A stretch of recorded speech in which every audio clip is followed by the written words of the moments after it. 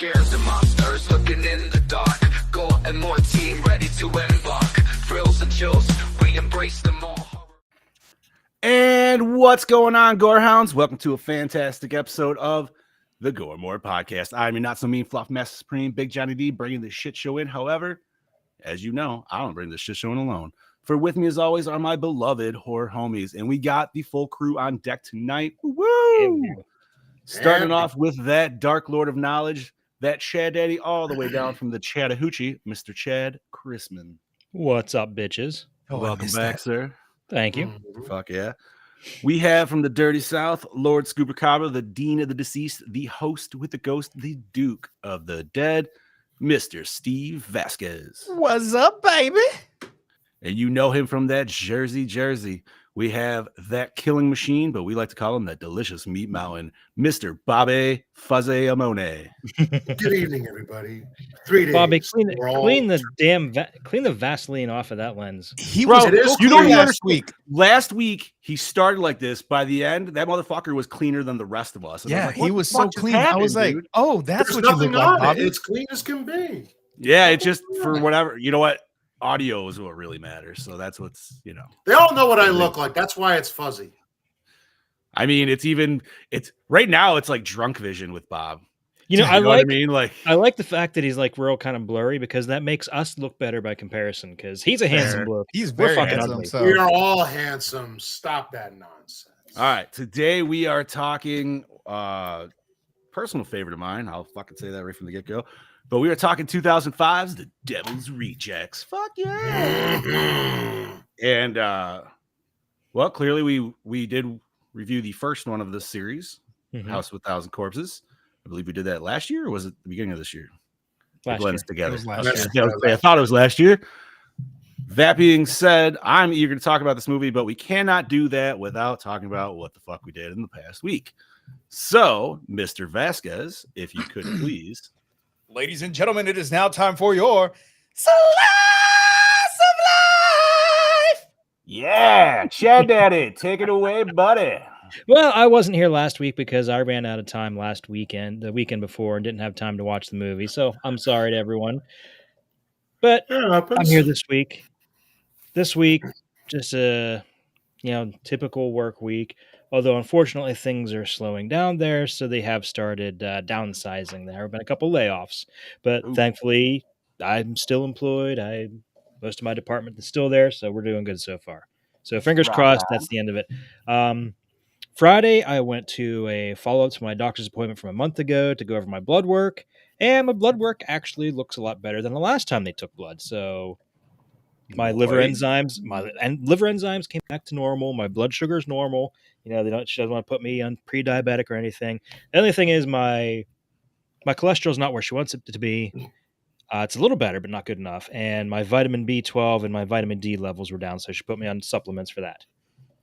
Okay. So you need some more D in your life. He needs more D so in his literally. life. Chad said a laundry list of things, and my 13-year-old brain caught that last thing that he said. It was like, I knew it would. Chad needs I more vitamin knew it D. Guess we got to fill his inbox up. Oh, I'd get better. But no, and then this weekend, of course, it wouldn't be, getting close to Thanksgiving without one of my kids being sick, and that would be Harper. poor Every kid. every year one of my kids is sick on Thanksgiving. Dude, it's like clockwork. If for some reason they never are, just be careful that year. That's all I'm gonna say. You know what I mean? Like whatever. If they're not sick on Thanksgiving, they'll be sick as a dog on Christmas. I'm just saying in general, just like everybody in the family will be like, all right, nobody wears wool socks on hardwood floors. Dark fucking corners. Nothing. We're not doing shit. Do not put peanut butter under your armpits. We're all okay. Yeah, fucking A, dude. But yeah, and aside from that, just did a little bit of gaming. I don't think I watched any movies aside from this lately. All right. Yeah, I'm just playing some Dead Island 2. And Friday I went out. We did the Black Friday shopping. Nice. They had some of the pre-Black Friday sales, and I got a new PS4 controller for $54. Or PS5, I mean. I was gonna say PS4. They have PS5 controller. Gotcha. Nice, dude. Yeah. So me and my son were doing some. It was the John Cena Injustice 2. special, dude, right? It was. It's Can't see it. camouflage. Yeah, fucking A, man. Just hope I don't lose it. Fuck it. Ultimate, like, fucking just shit. This camo's so. What you would almost have to have it like what would perfect gamer camo be for a controller? There'd have to be different ones, right? Like, Yeah, it'd have to look like some kind of snack wrapper or something. Fucking Mountain Dew and Taco Bell wrappers. Yep. A couple blunt wraps like that, dude. Little ashtray. Absolutely. Fuck yeah, dude. But I know these pre Black Friday deals are getting ridiculous, are they not? Yeah. Mhm. Like Yeah, it's a little cool, bit. right? Like it kills the rush, but at the same time, it's like it's not. I don't Takes know, man. out the It's just- fun. It takes out it the just fun doesn't of have the that hunt. feel, dude. Like I'm still going out on Friday to look for it because I got like 4 things for the wife and that's it. But that was the best part about Black Friday back in the past was the thrill of the hunt. Going for that one item that you knew everybody else was going to go after and trying to get it before they did. And now they just kind of took that away. Yeah, it's like that scene Yeah. at the beginning of Krampus. Yeah. It shows all the people getting into a big fight and mobbing at the. or Or Thanksgiving. like, yeah, or People like literally Thanksgiving. get killed fucking from it, dude. That Or shit- Black Friday. Black Friday. Black yeah. Friday as well, dude. I'm Oh, yeah, I'll need to watch that this week. I'll too. have to watch that on Friday. Yeah, that's Dude, I got to try and find Blood Rage. Like nobody has it now. It's not on Shudder anymore? Nope. Well, motherfuck. Oh, shut the hell up, Jeremy. What's Call up, me old Jeremy? man Raisin Bran. Because I told him I love What's Raisin wrong Bran. with Raisin Bran, dude? It's Nothing. good. They don't get it. He's still in his he's in his 30s. Fuck him. But he says it's an old man cereal. And I'm like, it's fucking delicious. hey. Sometimes when it hits, it hits. That's one of Steph's favorite cereals, and she's 34. Listen, man, it's just like oatmeal raisin cookies to me too, right? Like most No. people hate on them shits. I love them. Gross. Shits, dude. I Gross. will eat them every I once love in a while. oatmeal raisin ones. I But I'm love not big them, on dude. cookies, but they're probably my favorite cookie. I'd rather eat oatmeal raisin than chocolate chip. Ah, the best. Oh, The see, best. no, blasphemous. no. I love that is raisins. I blasphemous, yeah. fucking love raisins, man. The best cookie is a frosted orange cookie. I don't even know what the fuck that is. Yeah, I don't know. You've what never the had hell is frosted that. orange cookies? Maybe I don't know. You know. All right, my fat ass will look this up while we continue this discussion of whoever is talking about their slice of life. But no, that's basically about it. So Scuba Steve. Let's see. What did I do this past week? Well, I was in Dallas all week, and then I hauled ass home Friday. I woke up before all of my coworkers because I was homesick as hell. But I did have fun last Thursday. I went to Medieval Times for the very first time, and man, that shit was awesome. I want to go back. I know the show's probably the same every time you go, but it was totally awesome to sit there and eat food with my hands and stuff. Like it was a really cool experience. And then Friday, I woke up. I told myself, no matter what time I wake up, just get up and hit the road. I woke up at 2:00 in the morning and said, fuck this, I'm going back to sleep. So I went back to sleep, got up at 5, checked out of the hotel at 5:45 because when I went downstairs, they were like, well, sir, our systems are down. The internet went out last night and we don't know when it's going to be back up. And I said, I'm heading 7 hours south. Like, you got to print me out something that I have to take it back to work. So I need you to give me something. So they were able to print out my receipt, hit the road at 5:45, said I wasn't supposed to be home till 1:15. I was driving so fast that I cut an entire hour off of my trip. Oh shit! And I made it back to Corpus at 12:13. Excuse me. So Mel called me and she's like talking. She's like, how fast were you going? The Life 360 turned your little emoji into a race car. And I'm like, what? She's like, how fast were you going? And I'm like, oh, why? She's like, your emoji on Life 360 is now a race car.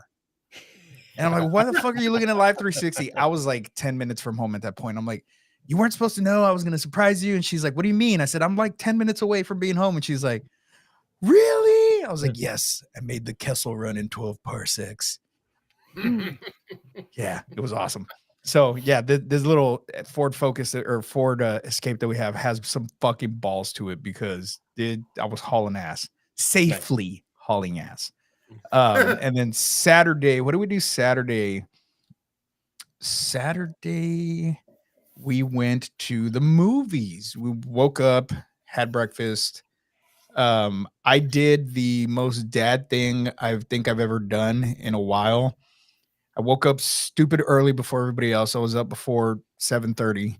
Got up, had some orange juice, went to Walmart and bought myself a lawnmower because I needed. We don't have a lawnmower. I usually have a yard guy come and cut the grass. And I said, you know what?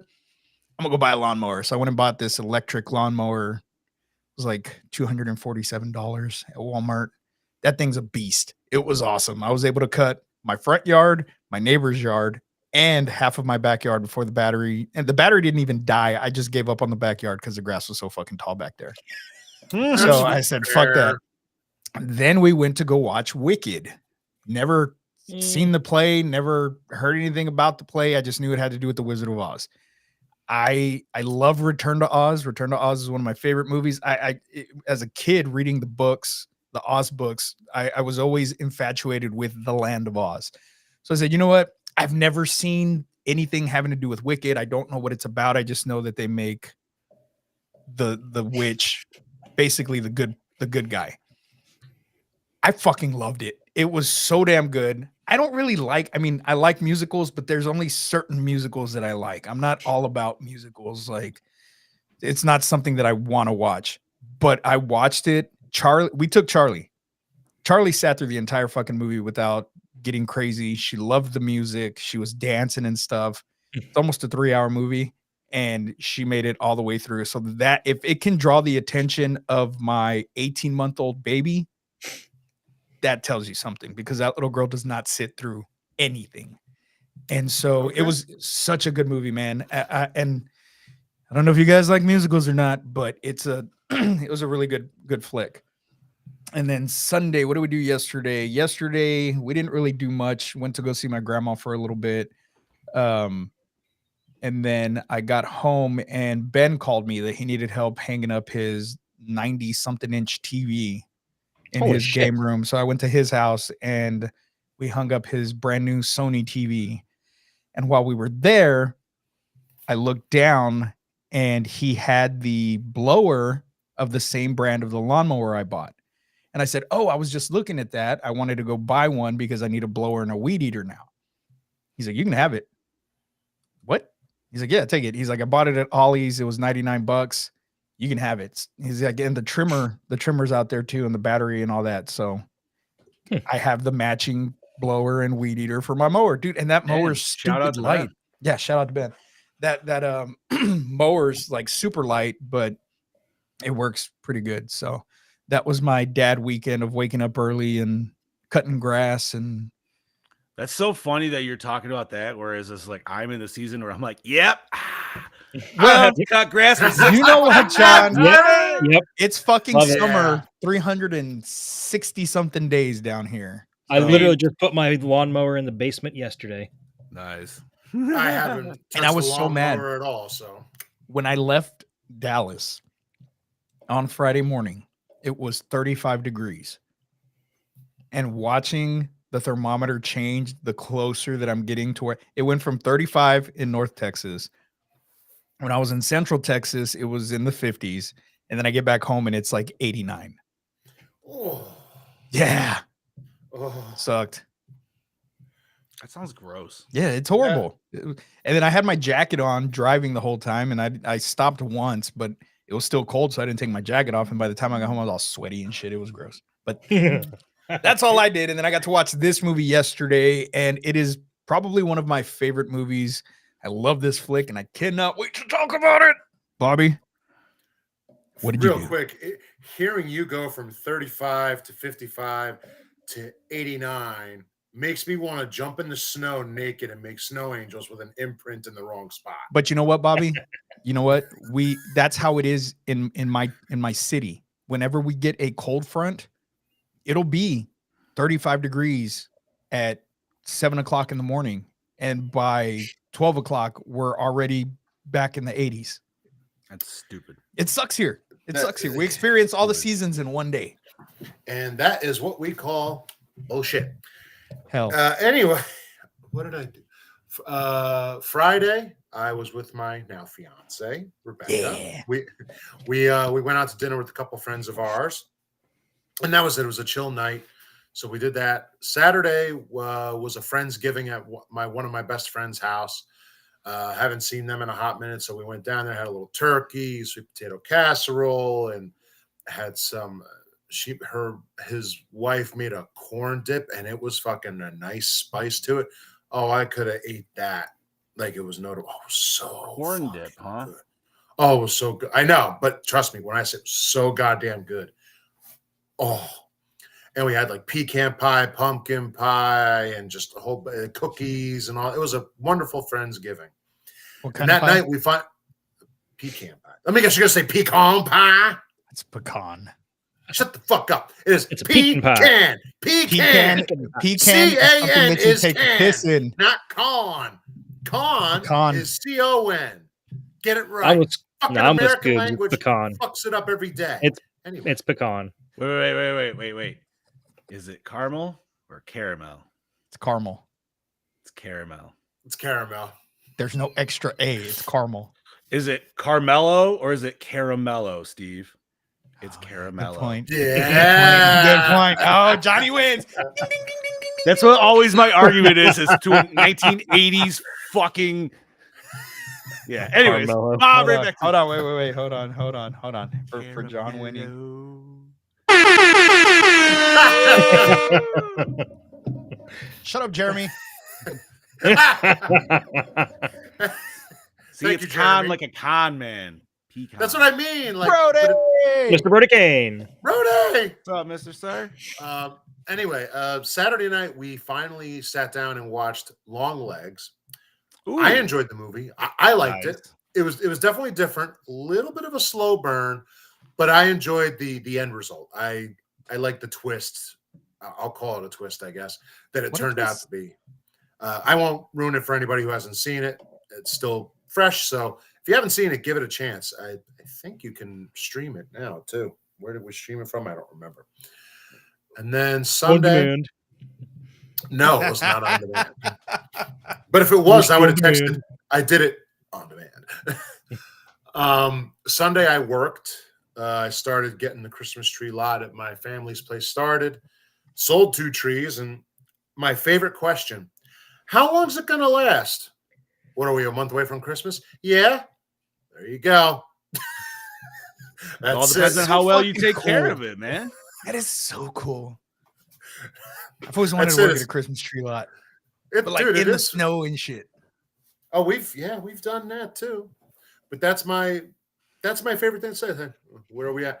Oh, we got a month till Christmas. I'd say the day after Christmas, you may want to take it outside or you'll have a house fire. And then I had a little photo shoot with my friend Lisa. Those photos will be coming out soon, later this week. And then today, after work, I got to watch this movie. And as Scoob said already, it is easily one of my favorites. I don't even watch it often, but it is always in my mind. Just such a great Always on my mind. Okay, save it now for the wedding. Save it for the- just a quick question. I don't know if it's just a down south thing or when you boys were younger. Did y'all ever go grab a shitload of old Christmas trees that people threw out and have a huge ass bonfire with them? Or is that just something we do down here in the south? That must be down south thing. Okay. I mean, I've tried burning mine when it's sitting on. I don't want to say an entire curb. pile, but I've definitely been to bonfires back in the day where we started it with an old Christmas tree, but it was still a pallet fire. You know what I mean? It was- Yeah. Okay. Yeah, no, because we used to go, like when I was in high school, we would go round up Christmas There trees. was And no illegal drinking happening there whatsoever. Let me just say that. I mean, I live in the middle of the woods, so there was no shortage of trees anywhere to burn on a bonfire. So Fair. we I didn't think need most of Christmas them trees. I think some of them end up getting used for our like school bonfire at some point in the beginning of the year, which makes sense. But that's enough about me. Skin mask up here, John. Well, let's see. What did I do? I didn't do really shit this weekend. I pretty much low key. It was rainy and cold, so yeah, not really a lot of outside shit. I did grab the trailer to get ready for the float for this upcoming Christmas parade this Saturday with the Ghostbusters right here in my little hometown. So I'll be rocking that with my little Subaru. So we'll have an orange Ecto. I'll pull out the fucking roof rack I built a couple years ago, and Nice. probably decorate it tomorrow or Wednesday night. Probably Wednesday night because it'll be going into a nice 4-day weekend. So it'll be really like, I get a dude, 5-day super- weekend. well, ha ha ha. I don't. So I have I don't Monday care. off, fuckers. Nice. I have half a day on Wednesday, but I ended up taking a floater day that day and said, "Fuck you! I'm not going in for 4 hours." I mean, I'm gonna go in and do a little bit of work, but we're doing a bring your own dish on Wednesday, so it's just gonna be a big old fat day. Oh yeah, Nice. that my supervisor came around and asked us today. He's like, I want to get you guys' opinion. Like, all right. He's like, would you be willing to add another day to our shutdown on January 2nd and just take a vacation day, and then you guys won't be back till the 6th? Like, sure. Like, our vacation days reset at the beginning of the year anyway. Like, yeah, sure, why not? Because apparently I didn't realize this. The 2nd is a Thursday, so we would Yep. come back for one day and then just had a weekend. Yeah, right. Oh yeah, no. Nope. Hell yeah, dude. So yeah, so I'll be off from Christmas till the January 6th. Nice. Same. Absolutely. That's fucking awesome, dude. But let's see. What else did I didn't really do fucking shit this weekend, man. Just gamed with the family and friends, and yeah. I did learn something, and this is gonna be so stupid. But we got McDonald's the other day and I ordered it through the app. Now, if I order a cheeseburger, however, I click the plain option, what would that tell you for somebody who's making that cheeseburger? Cheese, meat, and bun. Yeah. Correct. Yeah. What we got was a hamburger. They didn't even put the fucking cheese on there. And I'm like, why the fuck would I order a cheeseburger My God. and then have them take the fucking cheese off? What the fuck? Yeah. Wasn't this a scenario in Good Burger? I think it was. I Maybe it believe was. Either way, this is fucking real life.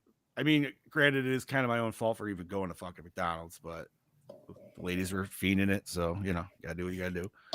And yeah, apparently I just have to actually go through all the toppings and just like put no for the toppings, because plain literally to them means fucking nothing, which I even tried calling them, and of course they didn't answer. I like called a couple times. I'm like, yeah, fuck this. Because I wasn't even gonna like the food was already ate. I wasn't trying to get like even a refund or anything at that point. I just wanted to question them and be like, yo, listen, when this shit comes over the app and somebody marks plain on a cheeseburger, how do you fuckers interpret this shit? That's all I want to know, because maybe I'm missing something. But it doesn't, it seems like if you still had the option for a cheeseburger and wanted it plain, then you just wanted meat, cheese, and bun. Right. Right. Okay. That was just me like, am I missing something here? No. So Heck, you didn't ask for a hamburger plain. You asked for a no. And if I did want a hamburger, I'd order a fucking hamburger. Why would I pay more for the cheeseburger to not come with the cheese? And by the way, thanks. Now you're the second person that's made me hungry for a fucking McDonald's cheeseburger today. Got these cheeseburgers, man. Steph was the first because she had to take Harper to the doctor today, so she had to take work off, and that's how she calmed Harper down, because I had to take blood. You know what's always funny and sad is the fact that in the 80s, McDonald's tried giving us a 3-pounder burger, and people were too stupid because they thought it was smaller than a 1/4-pounder, so it didn't sell as well. Mm-hmm. And we could have had way bigger fucking burgers. Had people just pay attention to math class. Yeah. But no. So I watched, and then obviously, so Sunday I watched this movie, to which I did not have to. I just wanted to, because it's been a minute. Brody, what the fuck is a boneless zinger burger? It's from Zingers. Wasn't that a KFC thing? A zinger? So a boneless Boneless zinger, I'm assuming would be a boneless wing, probably. Yeah. Boneless wing burger from KFC. I mean, and they put a chicken wing in it. Yeah, okay, that makes sense. Dude, I don't know. I still like those things from KFC where it was literally like the meat is the bun. Bun. Yeah, and it was just 3 chicken patties. right? Oh, with, that some was- bacon, with some the bacon in the middle and commercial, some that was cheese. great. And you're like, Remember- yeah, dude. Remember Taco Bell did they had a chicken taco and the taco shell was just a folded up piece That of was chicken. awesome, dude. I missed Oh, those too. I don't remember that. So Jeremy says he worked at Whataburger for 3 years, and Mickey D's does the same thing. Plain means everything but the mustard or whatever condiment it comes with. Plain and dry means nothing See? but meat and cheese and butter. But at least you understand the concept of it still would take the cheese. Yeah, of course. It's So- a cheeseburger. Yeah, Somebody take is the- completely missing that concept. And I understand it's probably some kids behind there, right? Like I'm not, yeah, but trying to shit but see, completely. But that that's- seems like some right. It's in the fucking name. Hey, I ordered a cheeseburger. I just want to. Oh, okay. If you go up to now if you go up to anywhere and just say I want a hamburger, not a cheeseburger, and they put cheese on it. Why would you put cheese on the hamburger when you just said hamburger? Yeah. So I wish I actually like There you unwrapped go. the shit at the establishment so I could have questioned them at the counter. Because I think that would have been hilarious fucking like debate. this But- is good burger. This is good burger. No. But All right. But anyways, yeah, fuck all that shit. Let's talk about what we're here to talk about today, and that is The Devil's Rejects. Wait, Whose guys, pick guys, was guys. this? Oh, sorry, go ahead. What do we got? What do we got? It's a hot and spicy boneless piece of chicken that was meant to go in between two buns, and they just put a fucking chicken wing in there with bones and shit. Like, what the fuck? What? What They the put a fuck straight is bone-in that? wing on a sandwich. Like, here you Wow. go, chew this, bitch. So basically, it sounds like it's like a chicken patty kind of thing. Weird. All right. Oh, Fucking real quick. chicken wing on I there. just realized something, guys. What did we forget? What? What did we forget? What did Steve not say? I did slice of life. When did he do it? I totally missed it. Bobby, He what missed the it. He did fuck? it. Yeah. He totally did it because I we- literally said, screamed it. Oh, I was like, totally I missed handed it off to Scoops, I and then we totally gave it to missed Chad Daddy. I totally What missed it. the Or I just had a moment. I swear to God, I'm like, Probably he didn't do the it. scene. I That swear to opening God, bring you in there, bud? Oh my I thought he God. forgot. I swear to God, I'm Oh, like, Bobby. wait a minute, he forgot. Ah. Good thing you're cute, Bob. It's Monday. my It's Monday. Oh, Bob, Clearly. you're so pretty. All right. Who the Uh, fuck picked this goddamn movie? I think it was me. Brody asked me. I said I'm 80% sure it was me. feel like it was you, Scoops, but I It's could be wrong. yeah, I think it was. That or Correct. Chad No, Daddy. no. What? No, this is the DKB pick. Oh, Wow, Brody, I thought it was me. All right. So I'm gonna say because Chad Daddy wasn't here last week, we handed over to Chad Daddy. Yep, and let take him it, do Chad the Daddy. yes or no. If you don't mind, Chad. But you got to do it in an Australian accent. Oh, Jesus Christ. Good luck. No. Oh, no. I remember I tried doing that, and I just I don't want to was offend an terrible. entire continent. You're not going to offend anybody. Nah, so released July 22nd, 2005, nearly 7 long months after the Night of Terror and Carnage in House of a Thousand Corpses, the unhinged siblings of the deranged Firefly family, the gun-toting Otis, and his... Hey, easy there, Mr. I didn't hear the Spooky. fucking... Hey, I'm gonna take whatever I can get. The gun-toting Otis, his bloodlusting sister baby, reunite with the equally brutal clown from hell, Captain Spaulding. With the obsessive Sheriff Wydell hot on their trail, the murderous trio heads to their father's old friend Charlie in search of shelter, brutalizing innocent hostages on their way. Now the dead demand revenge, and as the man of the law decides to take matters into his own hands, the bodies pile up. When the Fireflies walk, death follows. Who can stop the Devil's Rejects? Directed by Rob Zombie. Never heard of this guy. Have you guys? Who? No, not at all. Three Yeah. from Hell and the Monsters, written by Rob Zombie.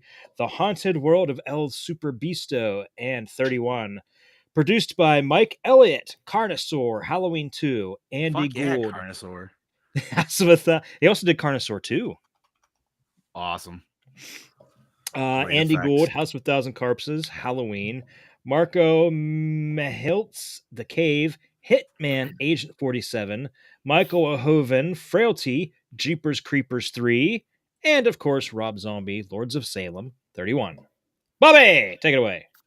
Starring Sid Haig, Jackie Brown, Bone Tomahawk as Captain Spaulding, Cutter, Bill Mosley, Texas Chainsaw, Repo, The Genetic Opera as Otis Driftwood, Sherry Moon Zombie, Toolbox Murders, Halloween as Vera Ellen, Baby Firefly, William Forsythe, Dick Tracy, The Rock as Sheriff John Quincy Waddell, Ken Foray from Beyond, The Dentist as Charlie Altamont, Matthew McGrory, Bubble Boy, Big Fish as Tiny Firefly. You Bubble Boy. Fuck this. I'm not gonna lie, I'm like, Tiny Boy. Uh, Leslie Easterbrook, Police Academy, Sorority Party Massacre as Mother Firefly. Dave Sheridan, Ghost World, Scary Movie as Officer Ray Dobson. E.G. Daly, Pee-wee's Big Adventure, Rugrats in Paris as Candy. Jeffrey Lewis, Every Which Way But Loose, The New Guy as Roy Sullivan. Priscilla Barnes, Three's Company, Mallrats as Gloria Sullivan. Kate Norby, Boston Public, Mad Men as Wendy Banjo. Lou Temple, The Walking Dead, Unstoppable as Adam Banjo. Danny Trejo, King of the Hill, Dora and the City of Lost Gold. hell yeah. Wow. That's what you put on there Yo, of all the fucking wow. You know what? You know what? Wow. You know what? It was not a terrible movie. That's all. It was I not, had but still, fuck. But now I I want to I laughed a few times at I saw that. I'm like, fucking oh my god, he did the voice Oh, of Boots. shit. I was saying, And I did not realize that. that.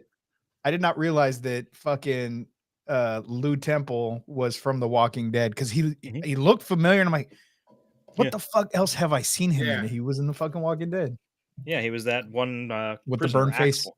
We're talking Yeah. about this dude right here, right? No. He wasn't Dwight. He was when they first went to the prison. He was one of the prisoners that was already there.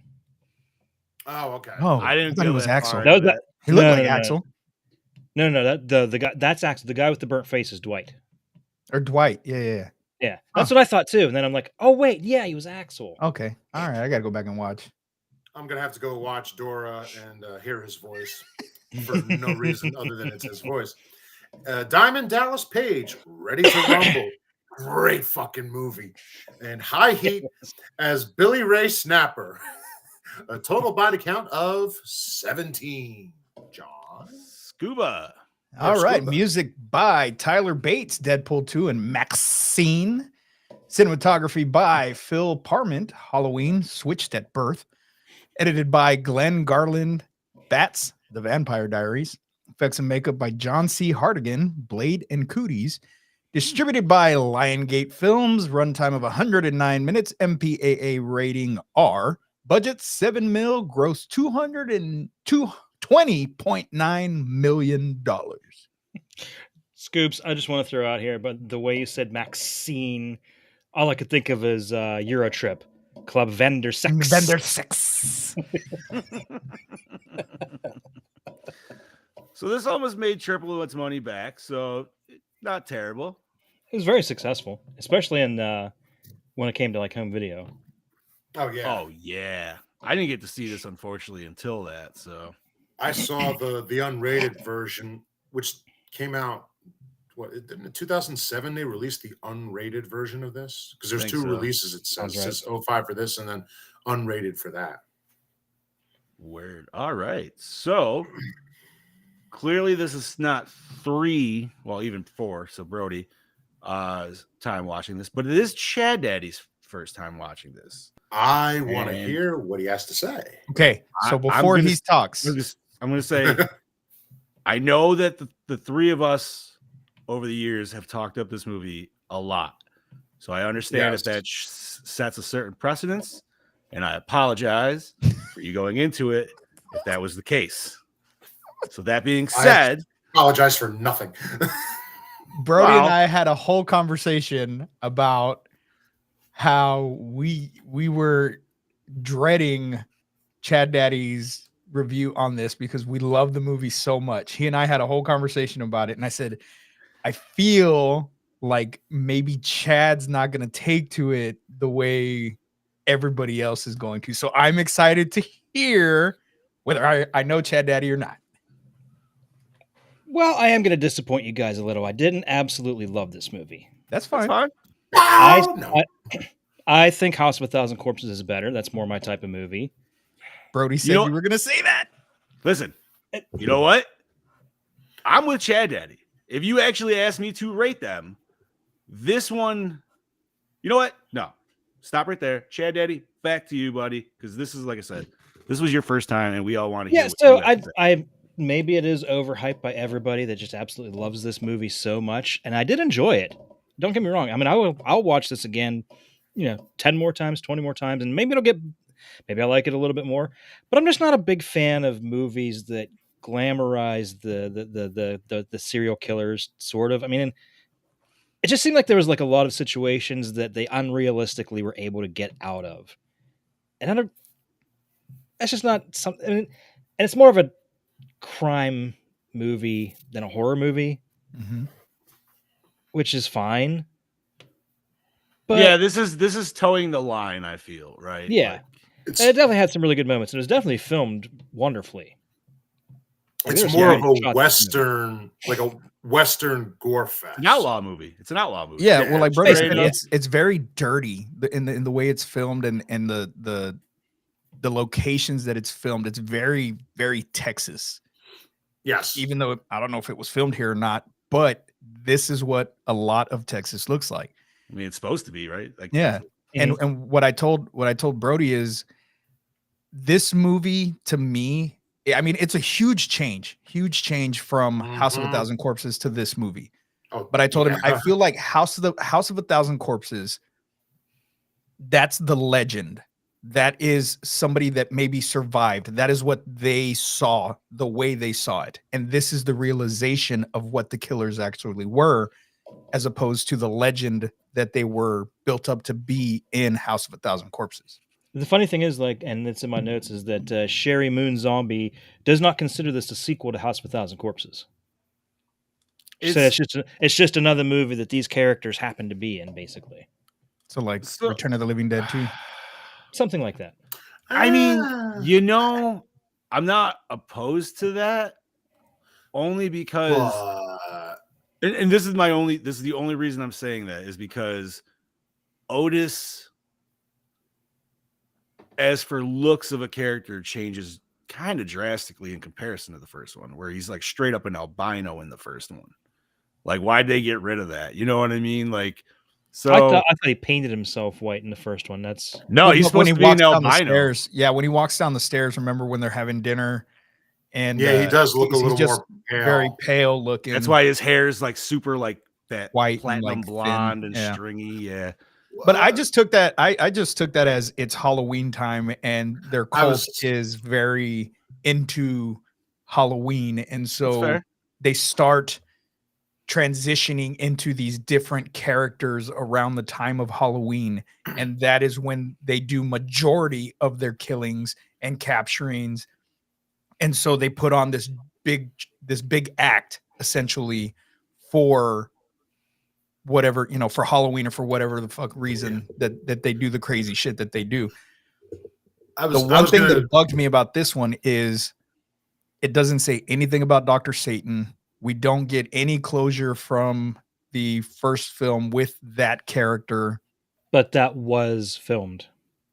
Oh, yeah. It was cut out because Rob Zombie hated the way Dr. Satan looked.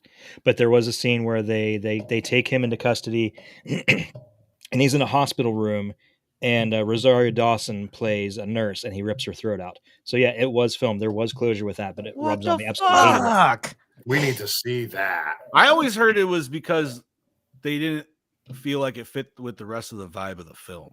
That, and I think he also didn't like the makeup. Okay. But I was going to agree with what Scoob said, because this takes place 7 months later. So I can see like the transition from Otis to where he was in October to this would be like May time, where the beard is there, the hair changes a little bit. So I know she says it's a movie they're in.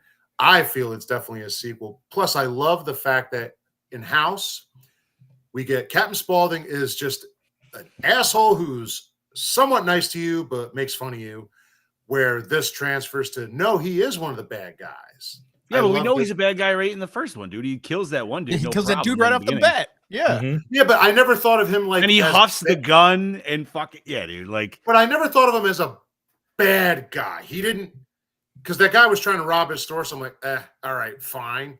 It's fucking Texas. I don't yeah, see but that that's not the happening. trope, Damn. right? Like he's the gas station trope. He's always in on it. That's always part of it. Yeah. Like, So that's why I think this movie fits extremely well in the Texas Chainsaw universe. it does. Yeah, definitely. It does. Now, This one especially, I will more so than the say- first one does. I will say, what's up, Mel? Hey, Hi, Mel. honey. I'm out. I feel this never needed another sequel after. No, it did not. No, No, it did not. especially It did especially not. when Three the from ending. Hell. 3 from Hell. I have it. I own it. But Didn't you don't need to watch it. exist. Doesn't need to exist. It doesn't. Honestly. Did you, wa- it did you even kills- watch it? Oh, I watched it, and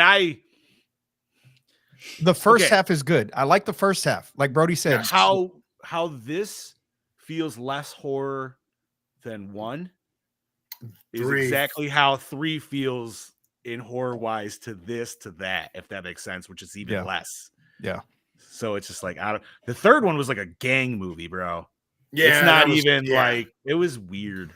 That was honestly in that movie. I was rooting for them to all just be obliterated. I'm like, this just is. yeah, but this is the not- ending for this movie was so fucking Final. poetic and so dramatic. The song playing, like Freebird's going on, and you're like, okay, why the fuck is he stopped? And then finally you see that the fucking sheriffs are there. They're not getting out of this. And it was such a final ending. There didn't need to be another fucking Yeah, no, movie. they How did went they down to survive blaze of that? glory. Yeah, There's it shows no them get shut the fucking fuck way. up. Even It how they shows them getting shot. even how they say they survive it, which they do, right? They tell you right in the Yeah. beginning, because even then you're like, because everybody's like, what? They just took 20,000 bullets, dude, and somehow none of them took one in the face. That's impressive. Like, And you know, very I impressive. feel what hurt 3 from Hell is, with Sid getting cancer and passing away. I feel like if he still would have been healthy enough to film the third It would have movie, been- it would have been it a would have completely been- different movie, because Yeah, now we're absolutely. getting a character to take his place that we have no connection with. We Yeah. had no connection with that brother or but whoever the fuck he was. that's the perfect Texas Chainsaw trope, right? They're just like, yeah, we just got this other family member that you've never seen from the But, I side mean- curtain here. But that kind of takes play in this one when they go see 100%. Charlie, because Charlie is Cutter's brother, but they're all part of the same fucking cult. So who knows? I mean, of course, we know now how big the cult actually was, or the family is. They're all over the fucking place. But I don't know. There's just something about this movie. I absolutely love House of a Thousand Corpses. I told you Mhm. guys that when we reviewed it. It's one of my favorite fucking movies. I absolutely adore this film as well. It's gritty. It makes you cringe. Mel had never seen this movie before. really, And we're watching it last night. And she is visibly, like, you can tell she is in distress watching this movie. And she's like, movie I is feel so literally- uncomfortable. this movie is literally the zoomed in. Richard is Yeah, right. 100% correct. Yes. The accuser of I'm going to pop that right up here so you can just all read that. The accuser of chicken fucking, Jesus Christ, Chicken looked fucking. like he was extremely knowledgeable on the topic and of herpes as well. Yes. Oh my God. I could not stop staring at that sore. Oh, they're yeah. No, that's exactly That one right there. for Like, that. oh Yeah. God, like get some fucking Blistex on that. Yeah, chicken Gross. pox. More than No, no, man. at this point. Oh shit, But yeah, she was visibly disgusted. disgusted by the movie, and she's like, it's too real. She's like, this doesn't feel like a movie. She's like, from House of a Thousand Corpses to this is just too real. And the fact that it disturbed her so much made me love the movie even more. And I enjoyed every second of them getting killed and all the bullshit that was happening, because you could tell she was shaken by this actual movie. And even in the scene where the 2 bounty hunters show up and start killing everybody at Charlie's, little whorehouse, Oh yeah. she's like, why did they cut her throat? And I said, well, is she fucking part of it? Like, fuck her. Like, she's not a good person either. I mean, granted, the bounty hunters weren't good, Listen, either, but But you'd rather have the bounty hunters than them. the only thing the bounty hunters were probably told was don't kill Charlie. You know what I mean? Like because he gave him over. Everybody else is fair game, and they don't give a fuck, right? No. money's money. Which is kind of cool in the aspect of like, and this is kind of like what Chad Daddy said earlier. This movie is kind of weird, right? Because like these three, especially like Otis and in general, are completely fucked up characters, and we should never root for these characters by any fucking mean, right? Like they're disgusting fucking people. And but what's weird is this movie takes a twist where it makes the guy who should be on the side of good, but he's also like clearly broken and breaking to the point where he isn't becoming them, but he is. He's ready, but he's ready to cross that line. And I love his story because that is a vengeance story from the get-go. He wants to avenge his brother's death. He's ready to take them out. He's ready to do what needs to be done because at that point, it's no longer about all the other families and everybody else that they've killed. It's personal for him now, and he's ready to do whatever means necessary. And I was rooting for him the entire time. I wanted him. I remember watching this in theaters, and I'm like, fuck yeah, I love this character. This Wydell brother is fucking awesome. And then his death was so fucking shitty for me. I felt like it was such a cop-out death. Like there was no when I saw movement behind him, and when I saw something behind him, like, oh shit, is that Tiny? Yeah, but it just, I mean, and it's great, but like John said, we shouldn't be rooting for these characters. And even in House of a Thousand Corpses, I rooted for them because I fucking hated the characters that are main characters in that movie because they were fucking annoying as shit. Rainn Wilson wasn't bad. Wasn't bad. He wasn't bad, still. but he's still not likable enough compared to Otis and the crazy batshit family. But in this, like I said, this is like Mel said, it feels real. It feels like what we saw in House of a Thousand Corpses was just the legend, the stories of what we were told, the propaganda of what we were told that they did. This is how they really are. This is the grittiness that we didn't really get to see in that first film. You know why? Okay, so we have the people in the hotel room, obviously, and they are very like, we get a good little banter between them. We can figure out these people. They're good people. They're doing their thing, right? And they completely with Johnny Cash. Yeah, exactly. Shook hand. And so, like, you know, their whole situation was completely fucked. Like, we don't have to talk about exactly what happened in that hotel room, but it was disgusting enough. But what makes it even more real is the fact that like Otis isn't like a Jason or a Michael, right? No, he's a scrappy motherfucker. He looks like somebody you should be able to kind of take on, right? He looks like it. Yeah, he does. But that's the deceiving thing is like, he doesn't give a fuck, and he's going to fight dirty and ruthless and however he's going to need to fight. He doesn't care. Because like most people aren't out there to try to kill a motherfucker, where this dude, literally, that is his objective. He's like, yeah, I am going to kill you. I don't fuck. That's his everyday motive. It doesn't matter what happens in that day. If he's got to kill someone, he don't give a shit. But I love his excessive like mantra from like chill to like 110%, like that super 180 that he does. It's quick. Just like when they're in the scene, like when they're walking out, when he's walking out with the two dudes, and he's just like, he's like, I think your wife's pussy stink is still on my gun. Hope it doesn't rust the barrel. Like just the way he's saying that is just so nonchalant and just like you're talking to a friend about something stupid and giving them that false sense of security. And that's what it is he's playing mind games with them. The entire and I've seen this movie so many damn times. And watching it last night, and I will say the motel room scene got to me. Never before had it ever gotten to me. And last night, I will say it made me uncomfortable. It made me a little uncomfortable. And it's just, I don't know, man. I watch movies over and over and over again, and then when we review them for the podcast, I have to look at them differently Mhm. And I was watching it differently, and it just made it so disturbing for me. But like I said, it made me love the movie even more because I got to see Mel's reaction, and never did I have that reaction to the movie ever. Even when I watched it in theaters, I didn't have that reaction to it. I was like, oh, fuck yeah, let's go.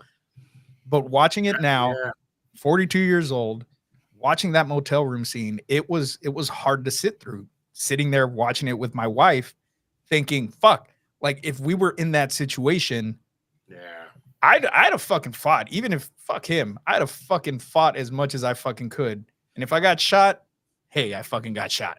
But at least I fucking died trying, not puking on her on the bed. Right, Yeah, he's kind of a pussy. Yeah, See, pussy. That's kind of like what we were bitching about the father in last week's episode, dude, when he was like a little bitch with the bat behind the door. And it was just like, bro, swing the bat. Yeah. What are you doing? Like, and especially because, oh, go ahead, Bob. Sorry. I was gonna say it's funny you say that, Scoops, because I mean, when I rewatch it now, and I'm gonna get married, I'll have a wife. I see that and I go, oh my god, yeah. What would happen if I was in that position? And it's such a far-fetched thought, but it's like, no, there are some serious fucking people. There are sick fucks out there, man, that are put in this position, and you don't hear about it until let's just say 6 months down the road, and all of a sudden it's just this new discovery. It's like, what? See, and I love that this takes place in Texas because Texas is so fucking big, and there's so many small ass towns and deserted locations. You don't fucking know, man. You have no idea who could be lurking in a fucking abandoned hotel or an abandoned house doing crazy shit like this. There's so many fucking missing people. And granted, there's missing people all over the United States, but it makes you think. Yeah. I mean, just think about the kill rate in the credits scene, right? In the opening credits, dude. Yeah. With the lady who pulls over the side of the road, she sees baby laying out in the road. He fucking comes up and just knifes right in the back, bro. Like, just how many people have they murked along the way where it's literally just like, yeah, we saw this family getting attacked, you know what I mean? But like, how much other fodder happened along the way just to get to that Toby Hooper said it best. He says, you think of Texas, the city, yeah, it's okay, but you think of out there, and it's fucking scary. It's like you step. And that's why 10 miles out have the to city. Have a license to carry our guns. It's fair enough. So, Chad Daddy, watching this, I mean, you had to know some stuff, obviously, of this movie going in, I'm assuming, just from like a little bit, yeah. All the years of just, pop culture and all that other shit. Yeah. But going in, like, what really turned you off about it? If anything, I guess. I'm not, because obviously you said you didn't like love it, but I didn't hate it. I didn't love it. Right. I'm just not into this type of movie. I just no, that's fair, man. Like this one's it's like Natural Born Killers. A buddy of mine said he's like, you gotta watch Natural Born Killers. You're gonna love this movie, and I fucking hated every second of it. I don't remember enjoying it, but it's been a long time since I've tried watching that movie. So, but you know what? You're right. Like that. It's fair. It's fair though. Yeah, it is, because you're right. This isn't really so much of a horror movie in the traditional sense. It is in the sense that it's crazy horrific. People like this. It is horrific, very horrific, especially with the things that they do. But I do get that where it's really not a horror flick. No. I don't know what genre you would put this in. I'm sure Brody could give us some more insight on where he would put it, but I would not put this even in the same category as its prequel. No, it's not. I would put this kind of in, maybe stretching it a little bit, but when you read up on serial killers in general of the United States, almost documentarian a little bit. Brody, I didn't hate the movie. I liked the movie. I just didn't love it on the same level that you guys did. No, and you know what? This is something where, and I think Scoop said this earlier, I didn't necessarily even love this the first time I saw this movie, dude. Like, this took a couple watches for me to really like digest. Okay, let me put this into perspective. while it's not my type of movie, I did enjoy this. You know me, I fucking hate mafia movies with a passion. Yes. I hate, Mhm. but I did like Goodfellas, so Fair enough. Okay. it's kind of like that situation. I would almost put this in the genre of like The Hitchhiker. Yeah, Yeah. that's You know what I mean? Where fair. it's kind of it's in the vein of horror, but it's more outlaw renegade. Yeah. I don't, You know, Mel would- said last night, she said, you know what would be a great crossover with these characters? And I'm like, Jesus Christ, what? She's like, this movie needs the Boondock Saints. And I'm like, holy fuck, that would be such a bloody fucking movie. It's I Oh, you consider have this 20 years separating them. This takes place in the 70s. you could have the Yeah. dad, but I feel like the dad would Could. murk him. Like I said, I would feel put like this in a category Nope. of documentary of like American serial killers. This is Speaking of, weren't they going to do a prequel to the Boondock Six about the dad? They were supposed to. but I don't think know it if got they ever scrapped. Yeah, Did it? I got greenlit.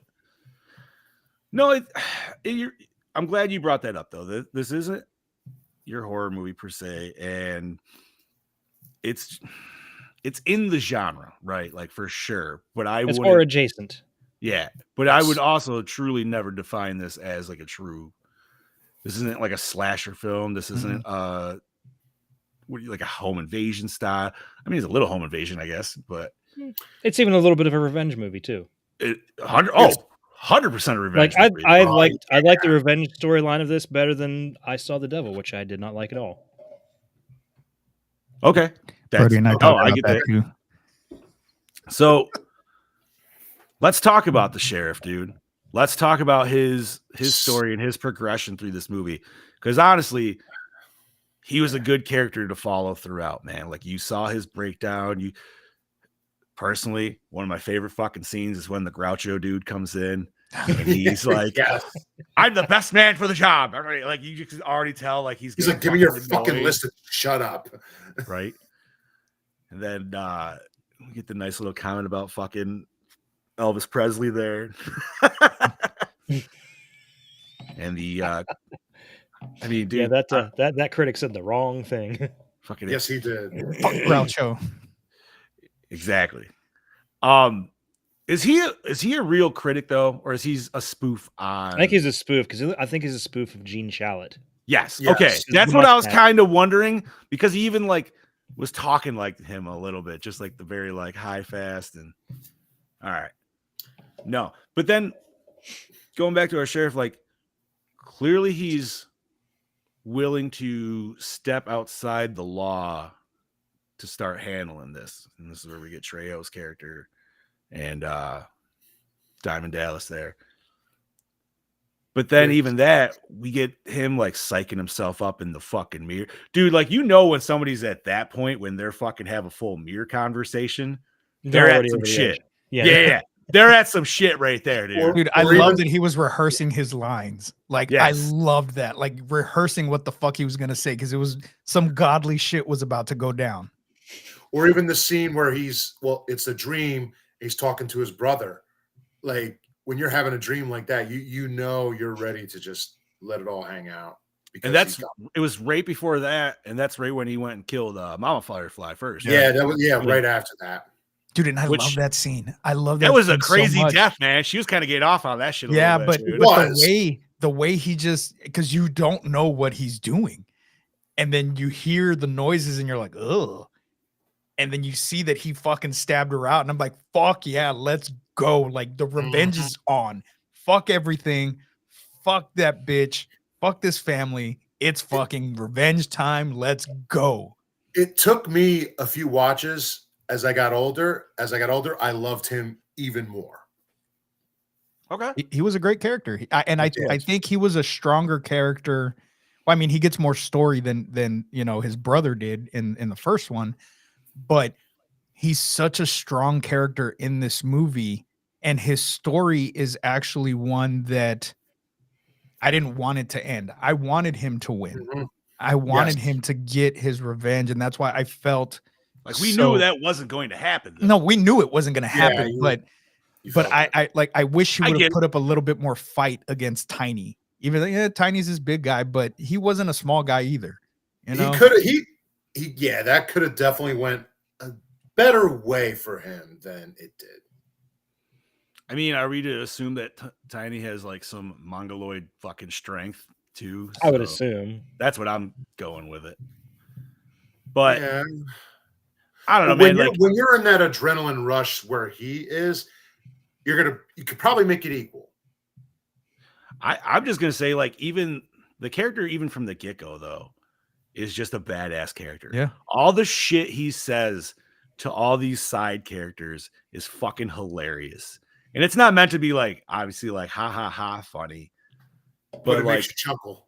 Yeah, like when he's talking about when he's talking to the one detective at the motel, and he's like, yeah, our one guy that speaks Spanish couldn't come in because he's got a case of what we call explosive diarrhea. And he's just like, listen, the next time you tell me about your deputy's asshole, I'll fucking ask for it. Like, Montezuma's revenge. Yeah. And what the hell did he say to his deputy in the beginning? Oh, he said, because he was talking about, are we dying today? And he says, yeah. No way in hell. He says, get that fucking shit out of your mind or else you're going to, whatever he says. Get that out of your gray matter and blah, blah, blah. Like, I don't know. He's just a badass fucking dude. Okay. Let me ask you boys this. Because obviously we've all seen Scary Movie. Yeah. The guy that plays Doofy is in this fucking movie.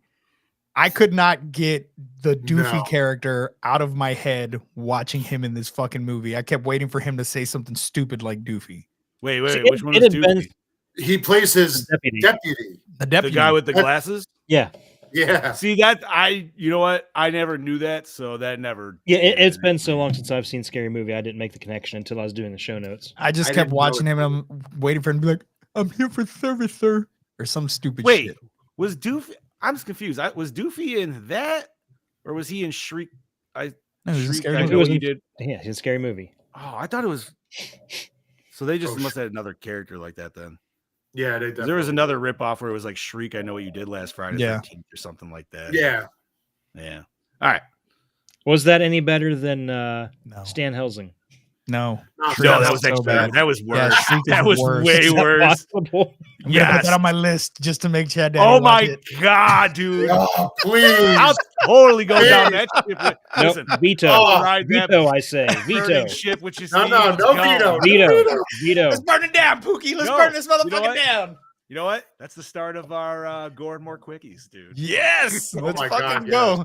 Everybody just says one thing. Chad's like, I hated it. Hated it. Hated it. Men on film. You gotta fucking do your little snap. Oh, shit. All right, but no. So this movie, style-wise, it's a lot more controlled and contained than the first one, right? First movie's fucking out there. Mm-hmm. That's kind of why I love it. That's part of its charm, dude. We get those random fucking cut scenes of like a fucking Bigfoot raping some chick and stuff like that. What the fuck is going on? I don't know. Just fucking roll with it, dude. We don't really have any of that kind of shit in this movie, dude. No, right? we don't have our Dr. Satan presence. Not really, no. No, this is very boots on the ground. Style.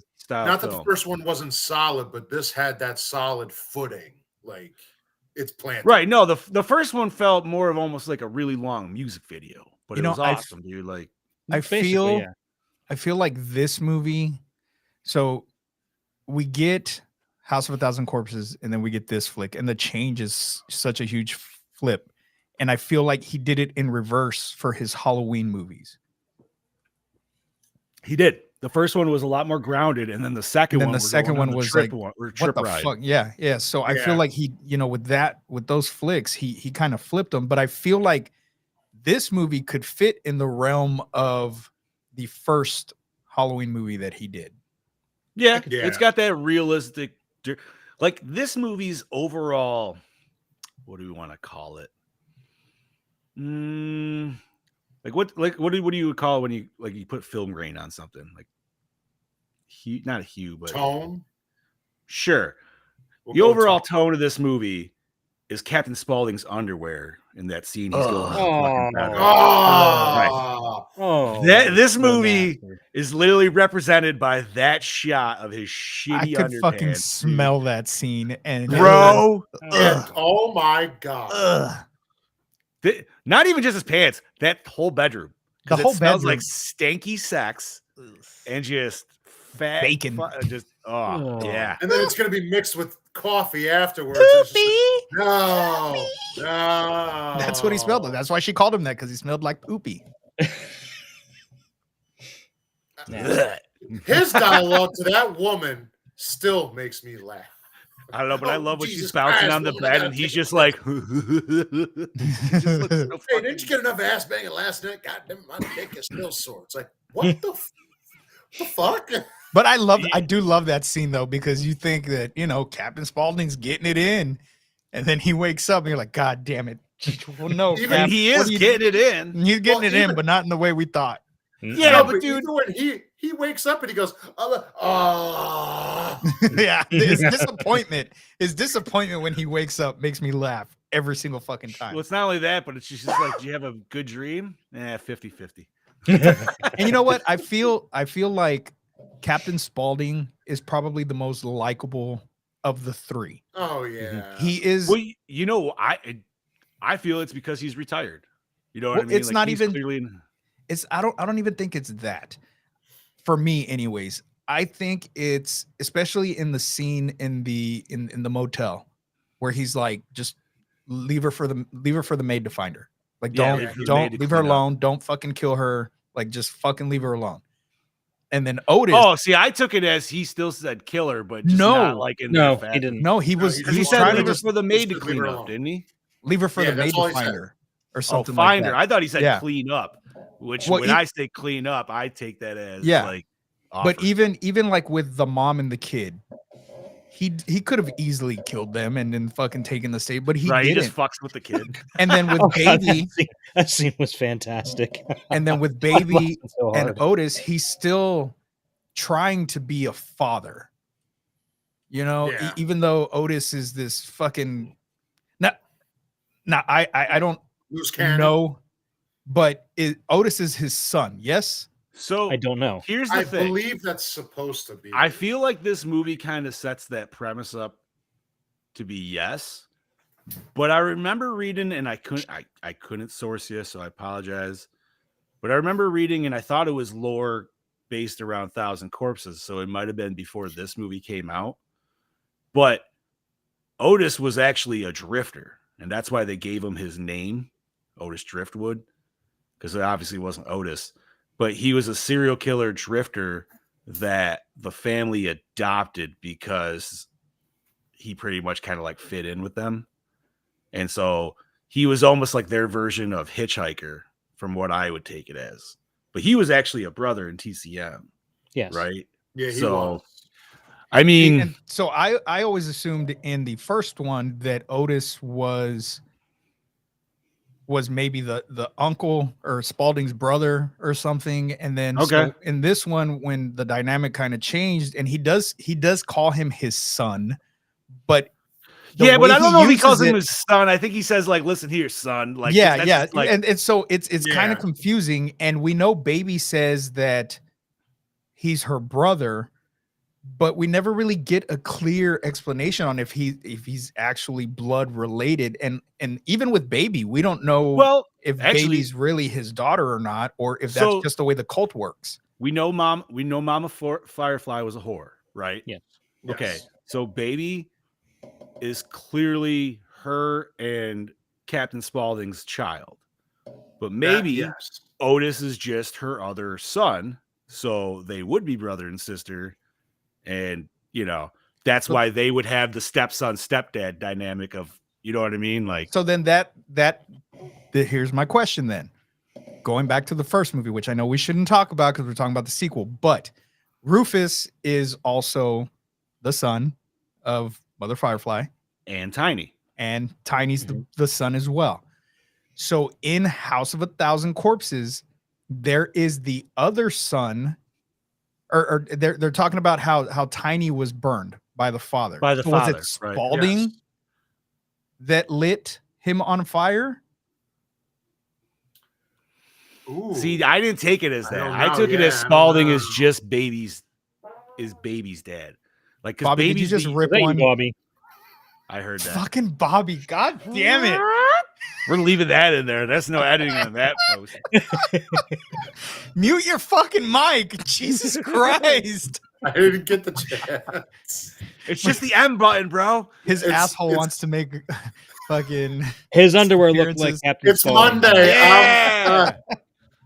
Bobby's No, just trying so to fit with it- the theme. There's a lot of unanswered questions when it comes to the lore of the family that I wish we would have gotten at least some kind of real family tree that see, and that's what I thought. Brody says, isn't Tiny's dad in the first that gross looking thing with the pickaxe? That's what I assumed. But if the dude with the pickaxe that's in the fucking underground with Dr. Oh, Satan, with the goggles. yeah, with Yeah. the goggles, that I always thought What? that was Tiny's dad. But if Oh. Spalding was I forgot all about that thing. I don't know if Spalding is the father of everybody and him and Mother Firefly fathered all these kids. No. I don't think so. I What the think fuck? Spalding is just. I think they each have different fathers. Babies. I think Spalding is just baby's dad, and he became part of that Firefly family when he hooked up with Mama Firefly. That would Right. be, yeah. Because Captain Spaulding has nothing to do with Firefly, right? No. But all the rest of them are all the Fireflies because of Mama. So And he's just part of it because I'm just now- assuming, given her past, she's just got a lot of baby daddies. That's what I'm and taking it he, as. yeah, and baby is his daughter, so it's like, well, Now- yeah, you are now part of it. Was Grandpa her dad? Because like Yeah, that's another character we didn't get no then we fucking had closure Grandpa, on. Yeah, seriously. but then like Grandpa and Otis used to banter all the time. But that's what I'm saying. Like that still might have been Otis's grandpa. Otis just might have had a different dad per Mama Firefly. That's why I still think it works with brother and sister. Because yes, but Somewhere out That's- there, someone has a definitive answer. well, because that's why he calls Spalding Cutter. He doesn't call him dad. He calls him by his you know what I mean? That's a stepson Yeah. move right there. True. So Yeah. that's what I'm going on. And I like when he's talking him down in the hotel room, right? Because we've never seen anybody talk Otis down. So that was No. definitely kind of like a put your balls on the fucking table and let's see how big they are. And it's kind of funny that they just have that little stare down and it's just like, yep, that's it. I found something on the Firefly family tree. Here you go. That's a So- long family tree. All right. Is there anything else you guys want to key discuss? Because if not, I'm going to bring in Brody to see what he has to say. Let's hear what he says. I want to hear what Brody has to say for sure. I mean, Chad Daddy, if you got more points, bro, by all Hey, means. I'm good. Because okay. And yeah, let's bring in the Doppelganger King of Anger.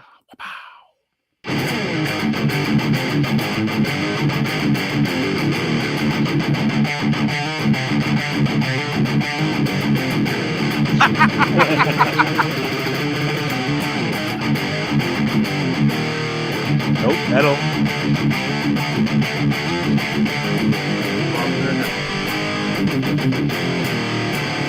Get ready, ladies and gentlemen, because Caney is cutting in. Snip, fucking snip, you dog cunt. Love that fucking Howdy, intro. folks. It's your DKB. You're back for another episode of Gore More, and this week I'm here to talk to you about the Devil's Rejects. Straight off the mark, I'm just going to come out and say it straight away that this is in my top 5 favourite horror films of all fucking time. Obviously, you already know what my score is going to be, but I am yet still here to tell you why I really fucking love the absolute shit out of this 2.6, Brody Um, Kane. So we went here last week. Which one is it? Was it you? Thank you.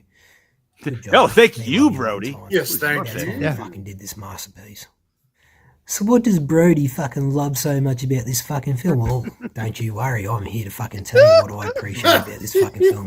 That is the characters, the dialogue of the characters. I love the whole aesthetic of the surroundings, the locations, the style of the film, the mood, that 70s grindhouse featurette style that was brought back into today's filmmaking, especially with Mr. Rob Zombie. You know, that's definitely his strongest mark of what he was able to capture with a little bit of money behind him and what he's able to produce on screen for us. Looks fucking fantastic. it's his bread and butter, creating this world of that 70s aesthetic, and what he does is a fantastic job. It's believable in that sense of like it's where it's set. Obviously locations in itself. I just love that real grittiness about the film, the mood, the overall tone and atmosphere of what this is. It's like a road trip of serial killers, just doing their thing in Texas or wherever it may be. And I absolutely love that shit. So yeah, when this film first came out, I was like, it's obviously going to be a sequel to House of a Thousand Corpses. How's he going to pull this off? And it's one of them rare sequels. It's actually better than the first, I feel, anyway. But yeah, what he was able to achieve with this film was absolutely amazing. And like I just mentioned about the characters in themselves, and I mean, I understand a lot of people might have a problem with them and the dialogue and the over the top swearing, but that's pretty much like Australia in itself, with us over the top swearing, pretty much saying fuck every second word. I know myself, yeah. So I can definitely see myself in that category with these characters. Brody just felt right at home. But yeah, in saying that, just needed a few more able cunts, that's all. Create fantastic characters who we love and hate so much, but there's something specially unique about them, whether it's their visual style, their appearance, or just their persona in general, and how these actors that he's loved so much from B-movie films all over the years and brought them back into this film, and they really knocked it out of the park. I mean, Bill Moseley is something special. So to see him, just sort of chewing up the scenery every time he graces the screen with his presence, absolutely fucking incredible. The violence, the gore, it is so fucking brutal, and I love the absolute shit out of it. Like I said before, just that grittiness of that 70s grindhouse era of filmmaking. Obviously, a little bit of money went into this, I'm not going to lie, but just the cinematography and how it was that filmed definitely is a callback to that 70s era, and I like how they were able to, really capture that atmosphere for this type of film and how it's set in that era. But yeah, I think the cinematographer did a fantastic job. He didn't go too overboard with the shots he needed. He just hit the marks with the tripod and gimbal and whatever it may be in certain elements. I just broke my fucking pen.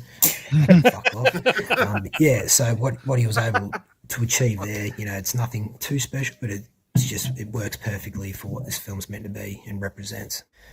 I just wanted to quickly mention how much I appreciate what Rob Zombie was able to do with this story. Definitely being a sequel to House of a Thousand Corpses while making it feel like its own film. Like you don't have to watch that film to understand this film, which I highly recommend you do because that's a fan-fucking-tastic film as well. So yeah, what he was able to do with that, awesome, loved it. I think the pacing of the film works extremely well, but I only wanted more.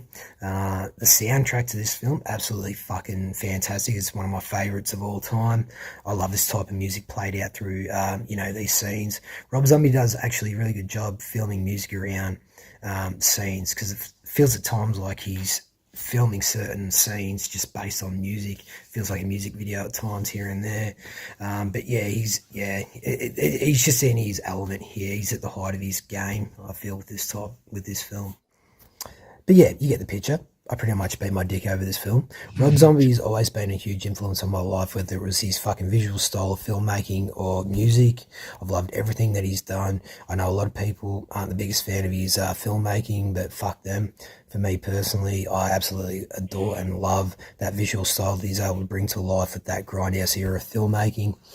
So yeah, it's really inspirational for me as a filmmaker in the future to hopefully bring something like this shit to life, and how he's able to incorporate badass motherfucking characters set in that world with the fantastic fantastic fucking music. In saying that, this is your DKB giving it obviously a perfect fucking score of a Gore more fucking 5, mate. 5.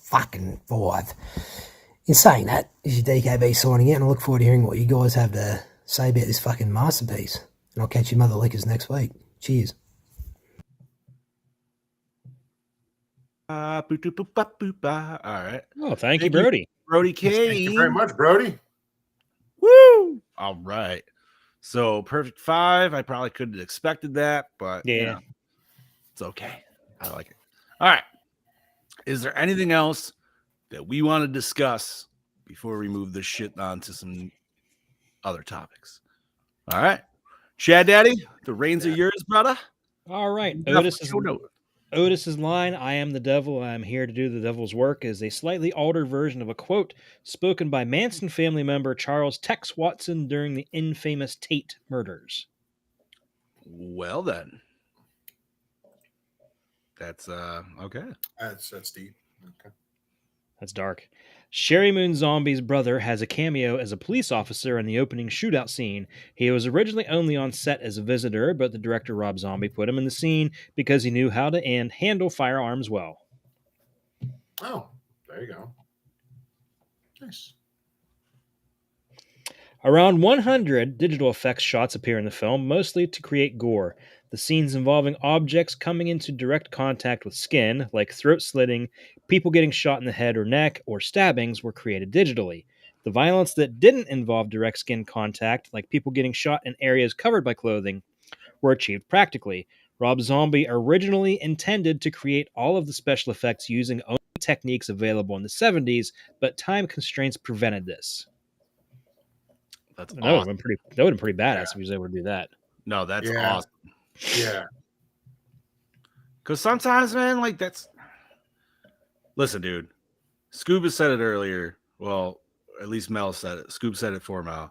But like, this movie feels very real, and she is not. That is not the first time I've heard that come from somebody. So, And I imagine like if he actually got what he wanted to do, like you were just saying, man. Like, yeah. ugh. Well, I like that the digital was a tool.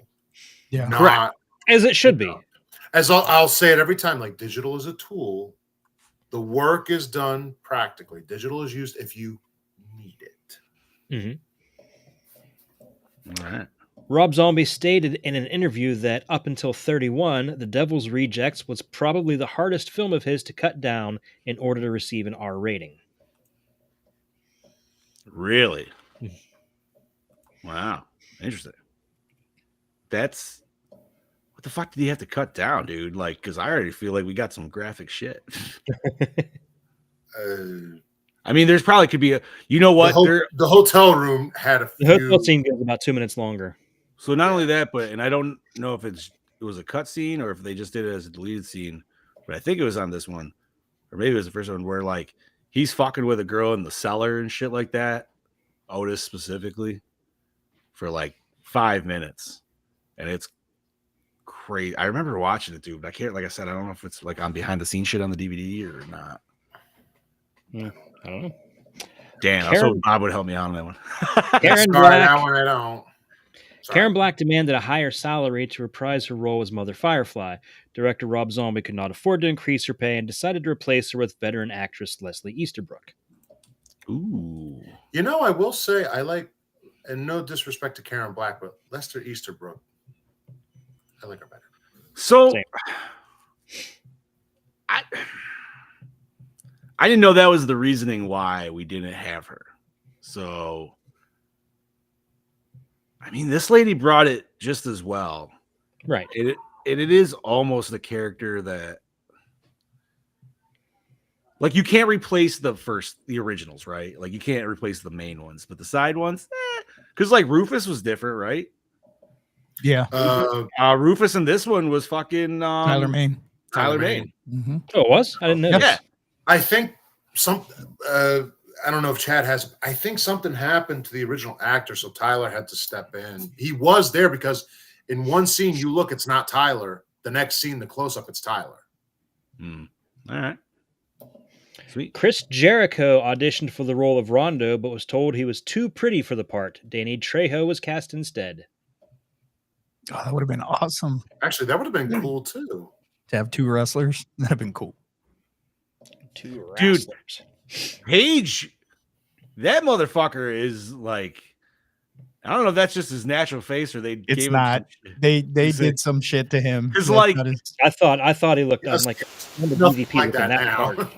Well, I'm just saying, like, in this movie specifically, that dude is an ugly motherfucker, man. Yeah. Yeah. There's something about him laughing down Otis after he shoots that chicken in the bed. Like, it's literally like we know who these characters are, but to him, they're fucking nothing. Right? Yeah. Like, he could literally just kill them right now. And it's like, and that's just crazy to me. like that power play. But sorry, Chad Daddy.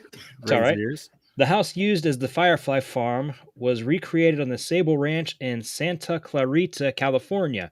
Prior to filming, it was located in the middle of a forest and had been standing there for a long time.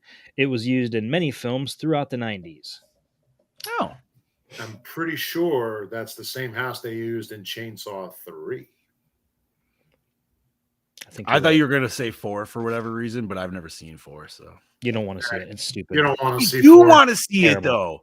You're I know it's gonna be awful, but I feel like don't let what Brody say sway you. Sorry, Brody, had to throw you under the Dude, bus there. I mean, it's not that good. It's for a movie called Texas Chainsaw Massacre. Nobody gets massacred by a chainsaw at all. No, all the other ones they do, not this one. Watch it. Like I know it's gonna it's be stupid. bad, but like going in knowing it's gonna be bad is like an easier setup, right? Like Watch it. I thought Watch the it same thing. Knowing that it's bad, it's like laughable bad. He's not wrong. He's not wrong. There's some Especially shit that fucking happens Matthew and you're like, McConaughey's what the fuck? Matthew McConaughey's weird ass fucking robo leg. Yeah. And Leatherface is not even. I don't even consider Leatherface a character in that movie. Like he's fucking a shadow of himself. But whatever. That's a whole nother. Continue. Brody's blowing kisses. Don't man. listen to Brody. I love you, Brody, but no. I'm with Bobby. You don't. Bad Brody. It's All laughable, bad, but bad Brody. Rosario Dawson originally had a small part as a nurse in a scene involving Dr. Satan. The scene was cut out of the theatrical release because Rob Zombie felt the costume for Dr. Satan looked too campy in a more serious film than House of a Thousand Corpses. Her character was killed off within 40 seconds of her appearance. Does that doesn't exist on any deleted scenes, obviously, right? Or we would have seen it. I've seen stills from it. I haven't seen any actual footage. I'm gonna look. I gotta see this. I want to know why he thought the body. I mean, granted, this movie has nothing of the tone of the first one by any means. But like, I feel like if he was kind of out of his gear and just still had like his respirator on, he would just look like this weird, like decrepit old man. I don't know. Guess we'll just never know, right? Yeah. Anyways. The final film of Matthew McGrory, he died just over a month after its release. That'd be Tiny for anybody that was. Yeah. Poor Tiny. Rest in peace, Tiny. Oh, God, we should have had this scene. I love that still. Okay, continue. Lou Temple said he was scared to death about possibly working with Rob Zombie when he was up for an audition. He'd never met Zombie and only knew of him through his music, which he said wasn't something he listened to. After meeting with the casting director, Temple called his friend Walton Goggins, who had done House of a Thousand Corpses, saying, "I'm just a good Christian boy from the South, so I don't know if I could go to work for this devil worshiper." Goggins told him to shut up and do yourself a favor, go do a movie, and you'll have a friend for life.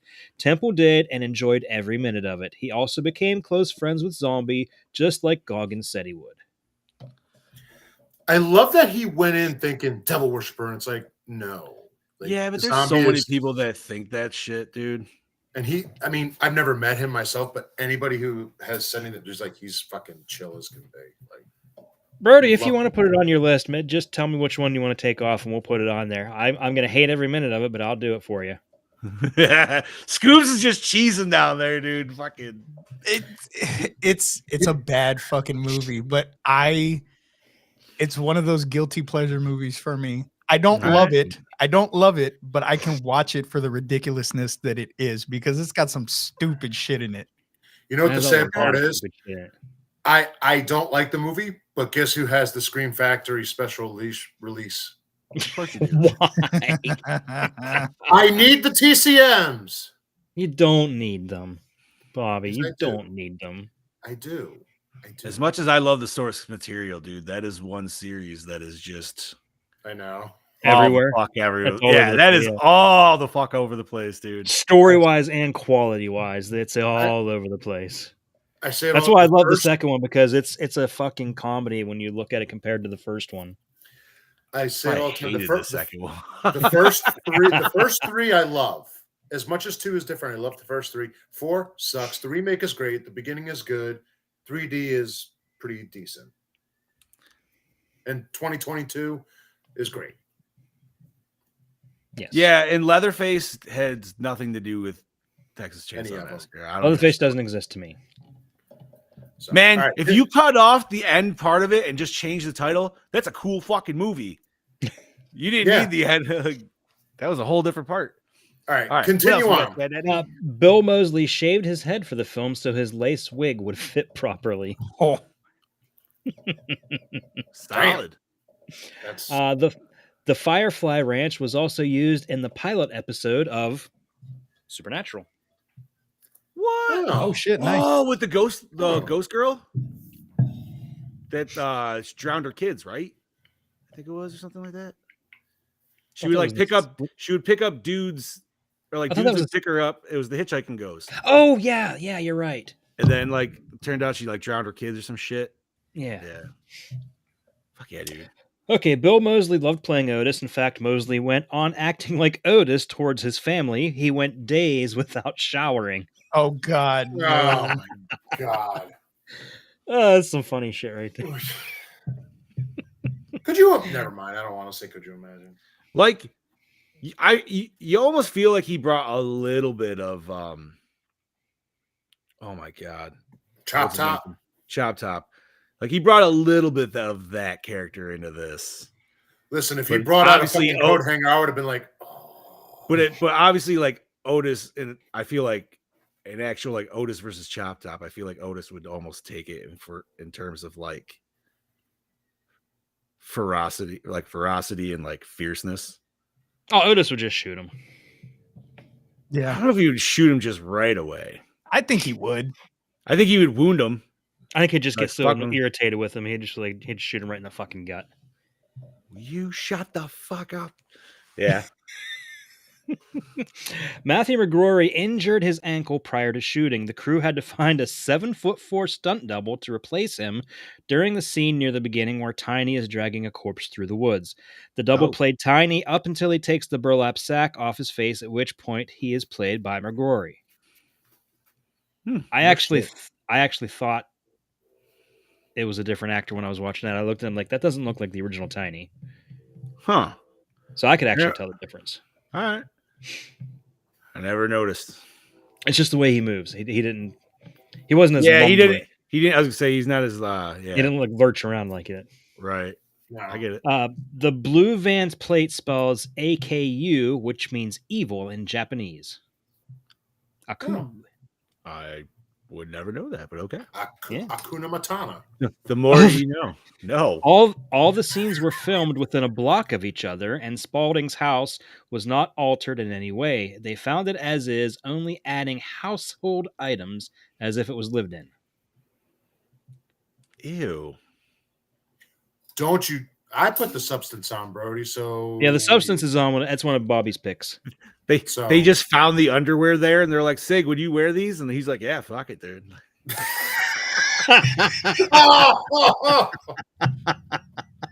Oh.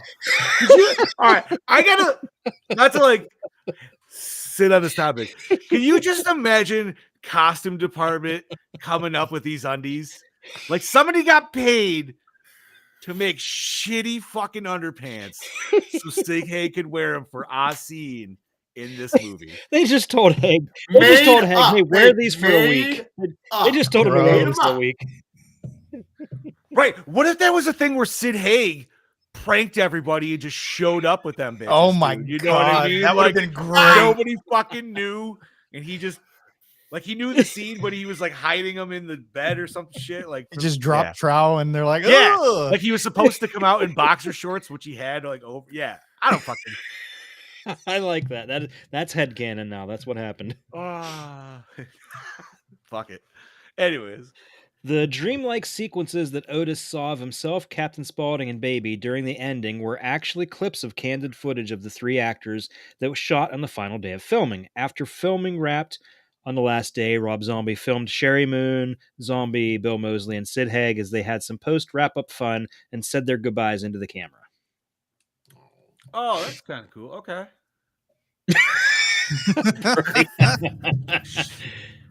Yeah, right. Just one good shart is all we need, man. Like you'll be fine. It's Never mind. Them bitches are soaked though in piss and shit, dude. Like, I, I love how much we've been talking about those shitty underwear. Oh my god. because like I said, bro, that is the tone of brown that they wanted to just color this movie. Of brown and yellow of just that, like.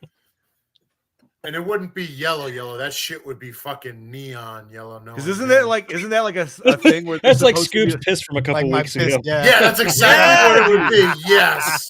No, man, that's like fucking street trash, bro. Like level fucking shit. Oh, Which, by the way, I gotta watch the new one. I want to watch that too. And if it's good enough, maybe I'll switch out a thing. Because I don't know, because I didn't like the first one. I've never seen the first one, but I'm only saying this off of a scene where I saw that involved some gore, and I was just like, "All right, color me intrigued." I would probably watch that. Don't compare it to the first one. movie. Honestly. The first one, man, it's the people melting is not even the most disgusting part of that movie. Yeah, it's the weird fucking gross like orgy gang rape, dude. Oh, yeah, God. I get it. I'm not saying it's not pleasant. I wanna watch I the know new about one. that scene. I've never seen it, but like I said, it's like, I love the cover of the new one, so I definitely want to watch that. So anyway, continue. Oh, imagine this God. combo in the color grading suit, just making those skid marks a hash baby shit, bro. That's what I'm saying. Because isn't there like a whole thing with We each gotta like stop movie this. is like based off of a color palette, like a certain like, or is that some bullshit that I've always heard? I don't know, but anyways, all right, sorry, move Chad. along. The Family Media Guide claims the word fuck and its variations are used 224 times. However, other sources list the count at 560, which, until the release of Fuck in 2005, was a record. The previous holder was Nil by Mouth in 97, which had a count of 470. Damn. Jesus Christ. I could have sworn South Park had a lot more. Fucks? Yeah. Maybe not. Like the movie Bigger, Longer, Uncut? Yeah. Yeah, but maybe? I mean, that would have came out before this. Continuing on. Rob Zombie said he had a tough time casting an actress to play Wendy because he couldn't find one willing to go fully nude for an extended period during the shower and hotel scenes. He said there were several who would strip naked, but none who could act. He also wanted one who looked natural and vulnerable and real because he didn't want the scene to be sexy. Then Kate Norby auditioned and Zombie felt she was perfect. Yeah, there was nothing sexy at all about that scene whatsoever. It was disgusting. No. Not. That was uncomfortable. Yeah, no. You think? Except for the shower titties when she was in there. Well, I'm just saying, man, we should have had a full frontal shot of Sherry Moon, and we did not get that. We were denied. come on. Danny Trejo got to see it, but we didn't get to see it. Bullshit. Come on. You knew that wasn't going to happen. Why not? Come on. Do you really think? Yes. No. So, anyway, the woman who gets her car stolen by Captain Spaulding is played by P.J. Souls.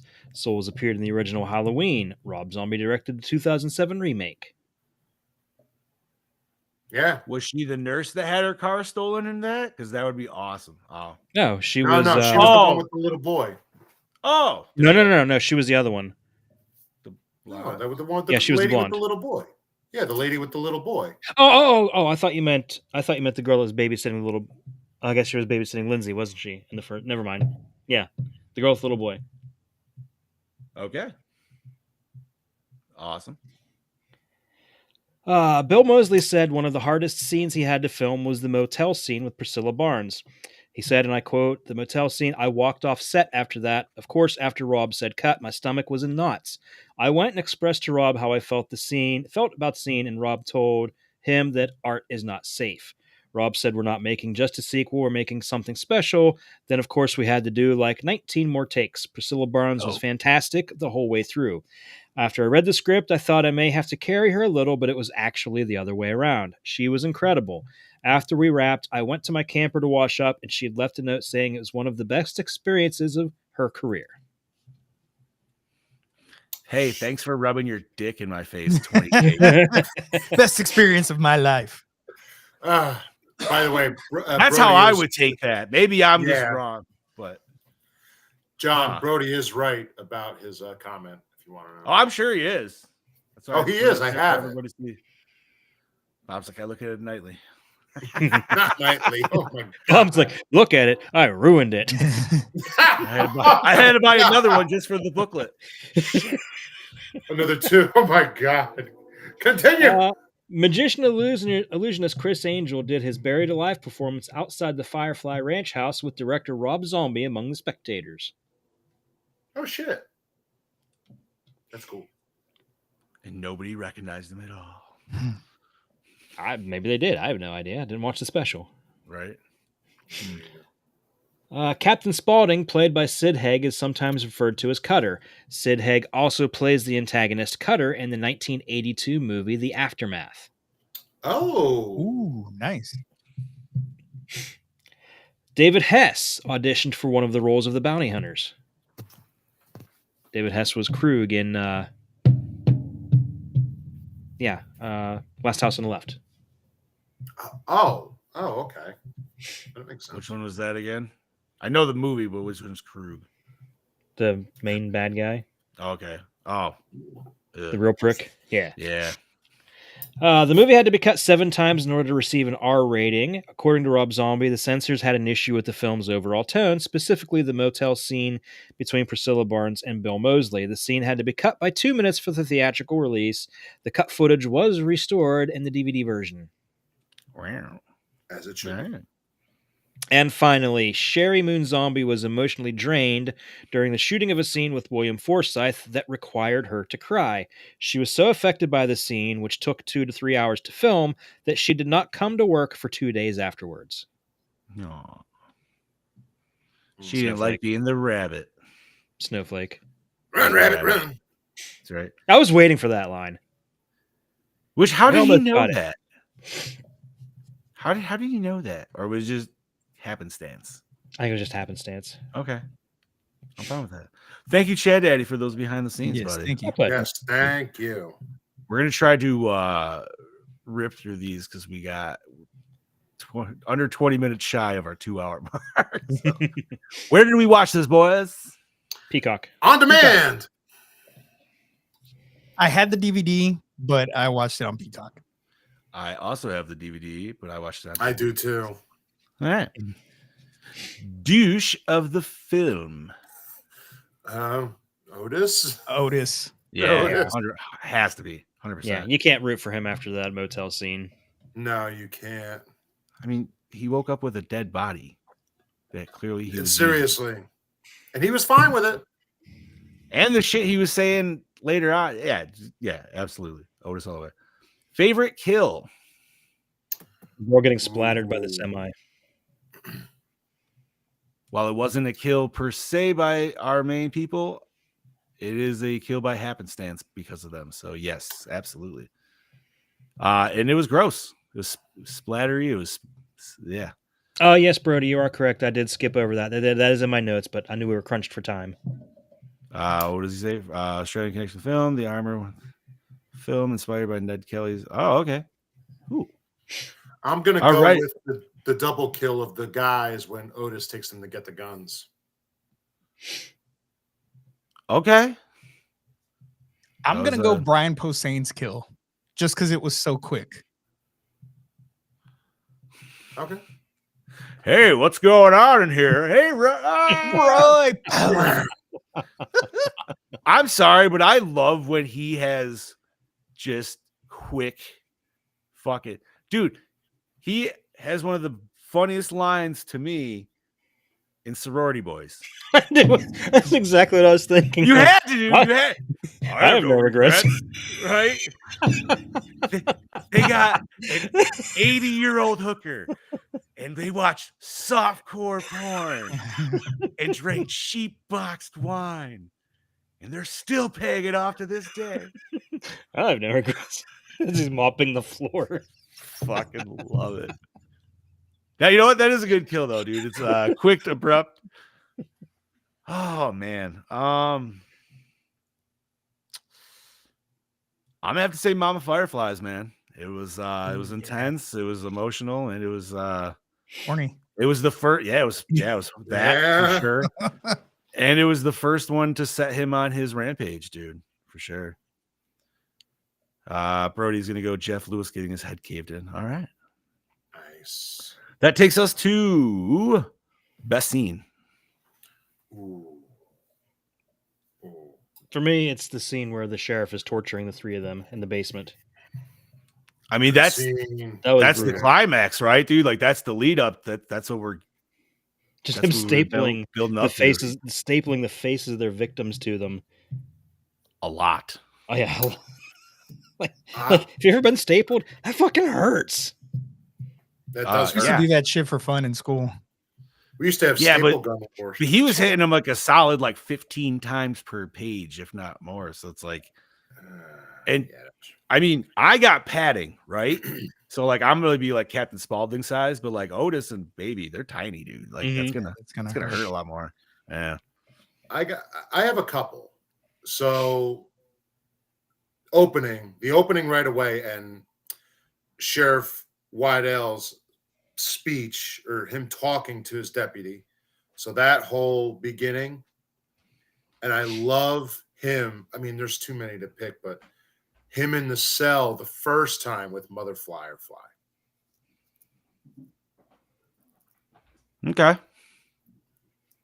Oh, when she that would be so when she actually shows pictures of his brother, and that really sets him off. All right.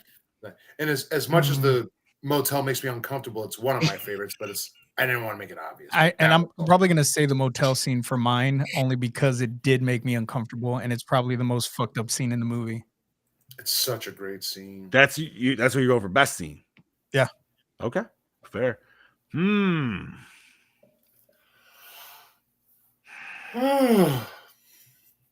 Excuse me. Best scene.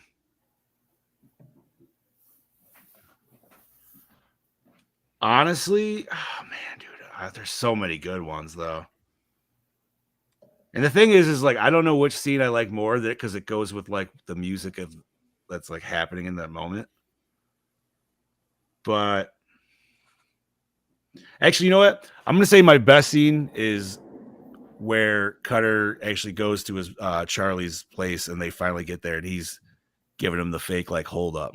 That was pretty cool. The first time I was watching, I was like, yo, what the fuck's going on here? Right. So they played that really well. It was nice that they fuck with Otis in that scene, and nobody gives two shits what he fucking has to say. Hey, are you still an asshole? Yeah, right. But I would say it almost goes into that whole scene of them partying there too. Right? I love just Sid Haig and his brother hanging out.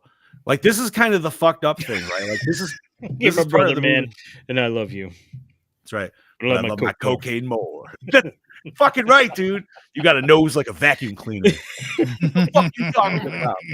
You know what's crazy is there was some shit fucking movie, dude, and they got those two guys to reunite. And I watched that movie, and I can't remember, but there were vampires in it. It was awful, dude. I don't remember who fucking made it. I remember I rented it from Blockbuster back in the fucking day. It was clearly after this point, but I think it was or pre-still 2010. See, I feel like there for the longest time, Sid Haig did not know the meaning of the word no. He didn't turn down anything. No, man, money was money, bro. You know what I mean? I mean, Jason Mewes was like that for a hot minute too, right? The motherfucker, all you had to do was offer him $1,000 or $5,000 or whatever it was, and he'd be in your fucking movie. Whatever he could buy heroin with. Yep. That's why we got him in fucking Feast. Yeah. So Jason Mewes, that's himself. All right. Worst moment or scene. See, I don't know if it's necessarily. I'm not gonna say worst, but I'm gonna have to go the hotel scene just because it's the most uncomfortable. So it doesn't necessarily mean it's a bad scene, because obviously, you're supposed to hate these people. You're supposed to see how disgusting it is, and unfortunately, we're there for the ride. I'm gonna pick the scene at the end where Tiny needlessly walks into the burning house and dies. You know what? We didn't talk about that. Because I mean, it kind of made me sound like, oh no, not Tiny. But I'm like, but why was that even necessary? Why was what? I kind of took it as like he was like kind of done with it.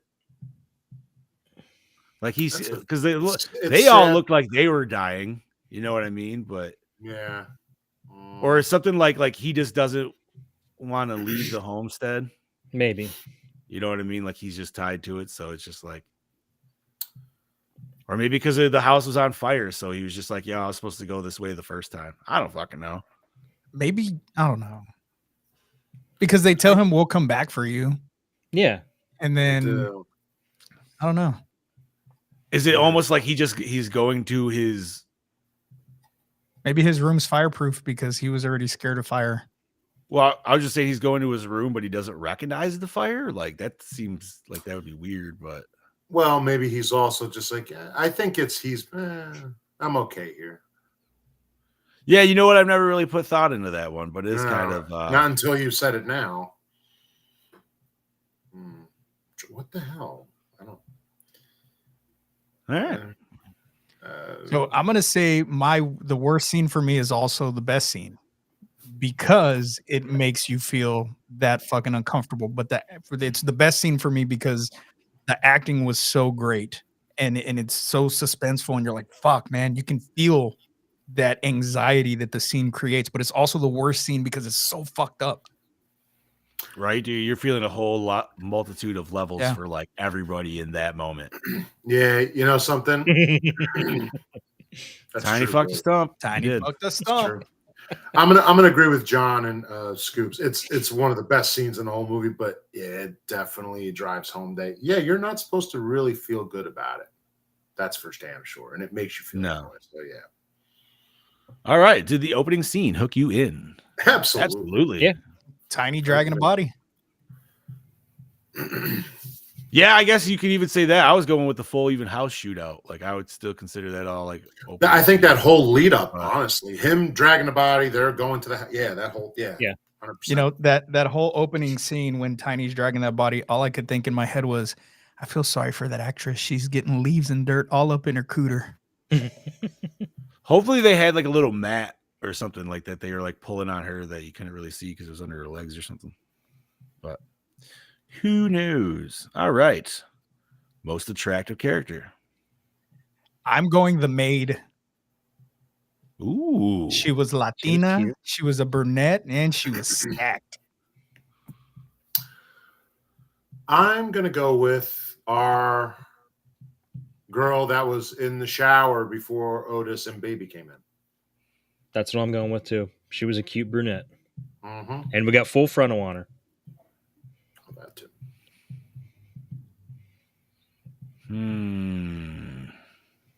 Runner up though, Priscilla Barnes.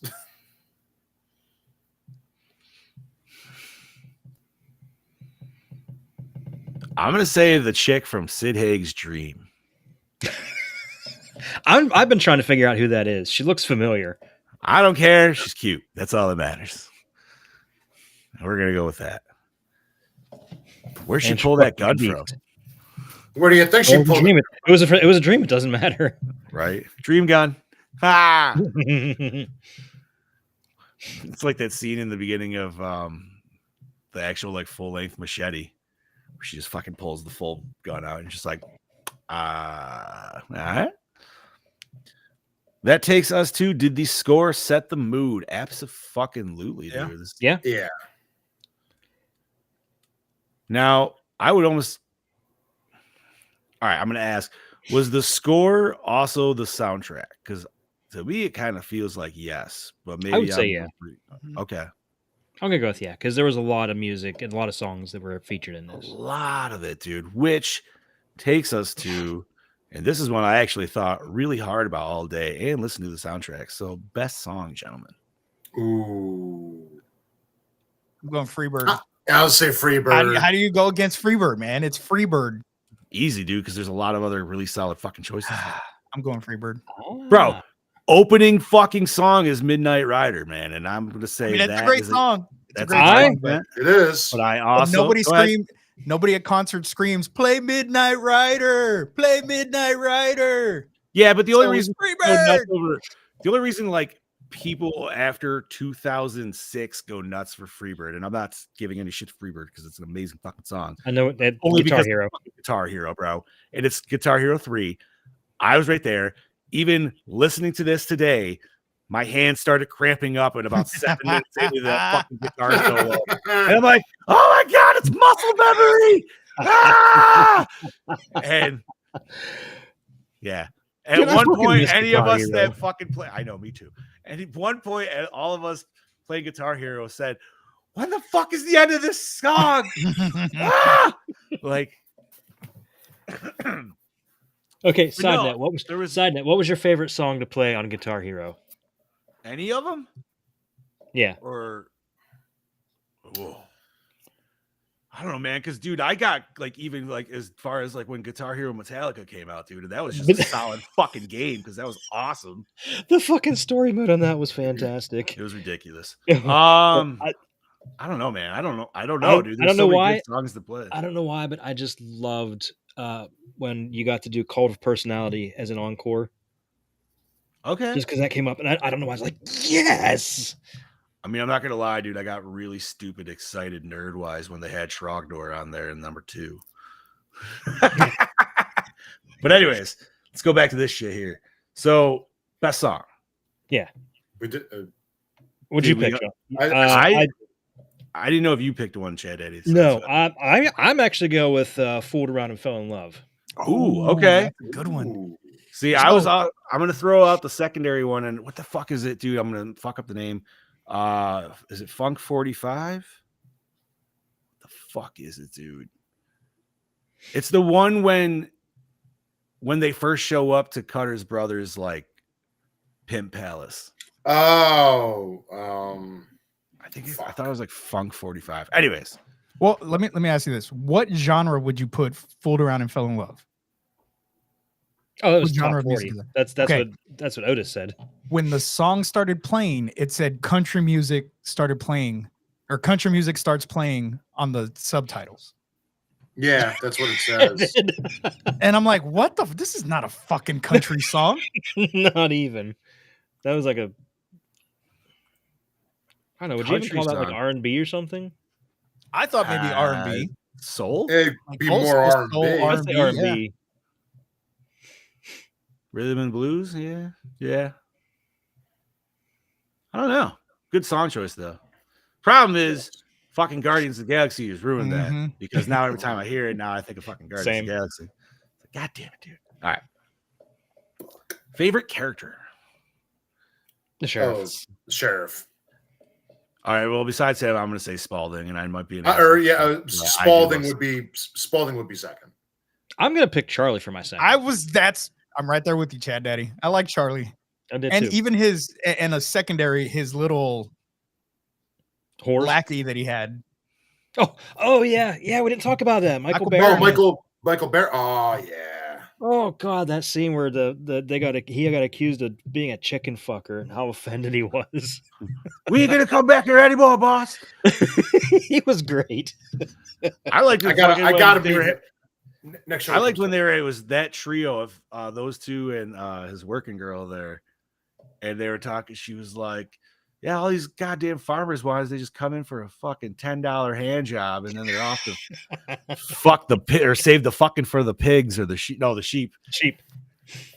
And then she's like, I don't know. I was thinking about doing the Star Wars shit. He's like, nerds, fuck Princess Leia. I would. I like the part where Charlie said, "Oh, I'm gonna have a bunch of people fucking walking around being robots and falling down." He's like, "They're droids." Oh, droid boss. No, that's great banter. Like I love the introduction of these characters. Like it's sad we only get them for as short as we do, but all right. Was it scary? So not in the traditional horror sense. But in the then sense you of realize it that there are happened. people out. But then you realize there are people out there that are really like this. Correct. So in the existential sense, yes. Yeah. Okay. I'm saying yes. Yeah, 100%. Does it hold up today? Yeah. Yeah. Fuck yeah. I'm like, Bob said this perfectly too. This is not one that I will watch all. Like I will if somebody wants to watch it. I won't say no, but I don't Yeah. necessarily always throw it on. But everyone but when I do, I'm like You're 100% invested into it. Yeah, dude. Like, Oh, dude, there are certain movies that I hold to such a high standard that we've given like a perfect score to that I will not throw on a lot. Alien, The Shining, those are movies that there's just ones that they're so good that you don't want to like. you don't want to water it ruin down by watching it too much. Right. It's Yeah. like eating pizza every day, dude. You're not, Yeah. you No, don't wanna do eventually you're gonna get sick of it and you're not gonna have it again. Right. Okay. That takes us to acting. That was great. Oh, Fantastic. A plus All right. plus plus. I agree. Cinematography. I feel like we talked about this a little bit already. It's cleaned up, man. His styling from 2 years difference, right? Because 1000 was 203. Yeah. Or was it 02? But it No, was 03. actually shot and sat on a shelf for a few years. Okay, fair enough. So let's just say even 5 years difference. It cleaned up well. Yeah. Just totally different takes, totally different tones, different, just very grounded effects, or very grounded, like just storytelling in general. So, all right. Premise. I'm gonna say we probably all yes across the board. Yeah. Maybe. Yes and no. Like I Absolutely. said, this isn't really my type of movie, but I did enjoy it. Okay. That's fair. And climax, was it satisfying? Yeah. Yes. I'm gonna say no. No. Okay. I really wanted the sheriff to get his vengeance, which he did. He was robbed of at the last second. If we're obviously not counting Three from Hell, which I'm not, satisfying as they definitely died at the end of this movie. There's no way. So yeah, that's how I would. He may not have gotten his revenge, but they did die. They did get their comeuppance. I would say if Three from Hell never happened, then the climax in this movie is great because, like you said, they do get their comeuppance. But because Three from Hell exists, it makes this one such the ending and the climax in this. It just makes it kind of pointless. So, Hold on one second. Before Three from Hell came out, yes, satisfying. Now that Three from Hell's came out, not at all. See, I can overlook it, I guess, but I understand where you're coming from. I will not judge this movie based off of Three from Hell. No. Yeah, because Three from Hell is just you can't. We can't judge this movie. So the climax for me, I'm gonna say yes.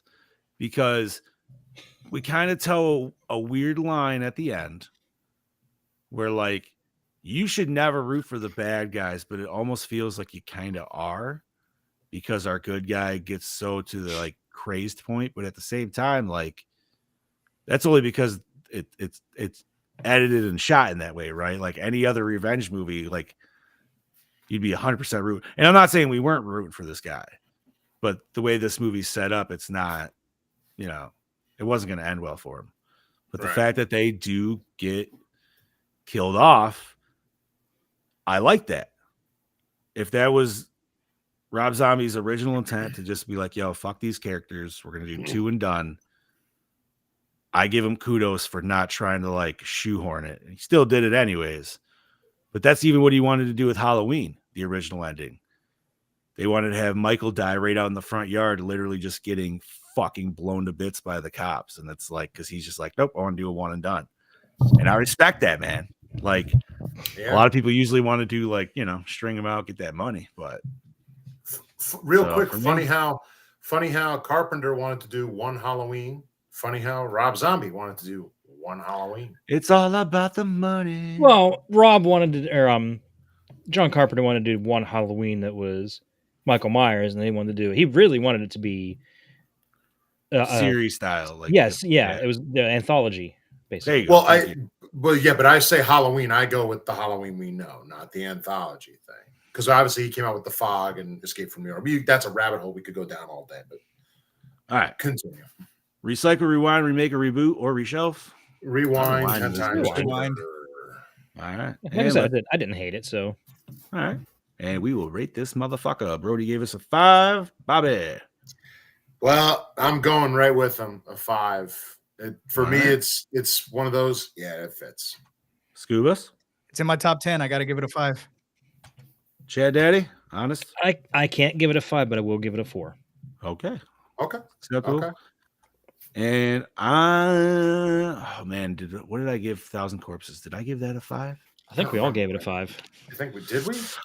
I think. Dude, I gotta give this a 5 though, man. I do watch this movie way too much, or I have, and I know it too well. So, man, this is gonna be such a fucking biased score. Whatever.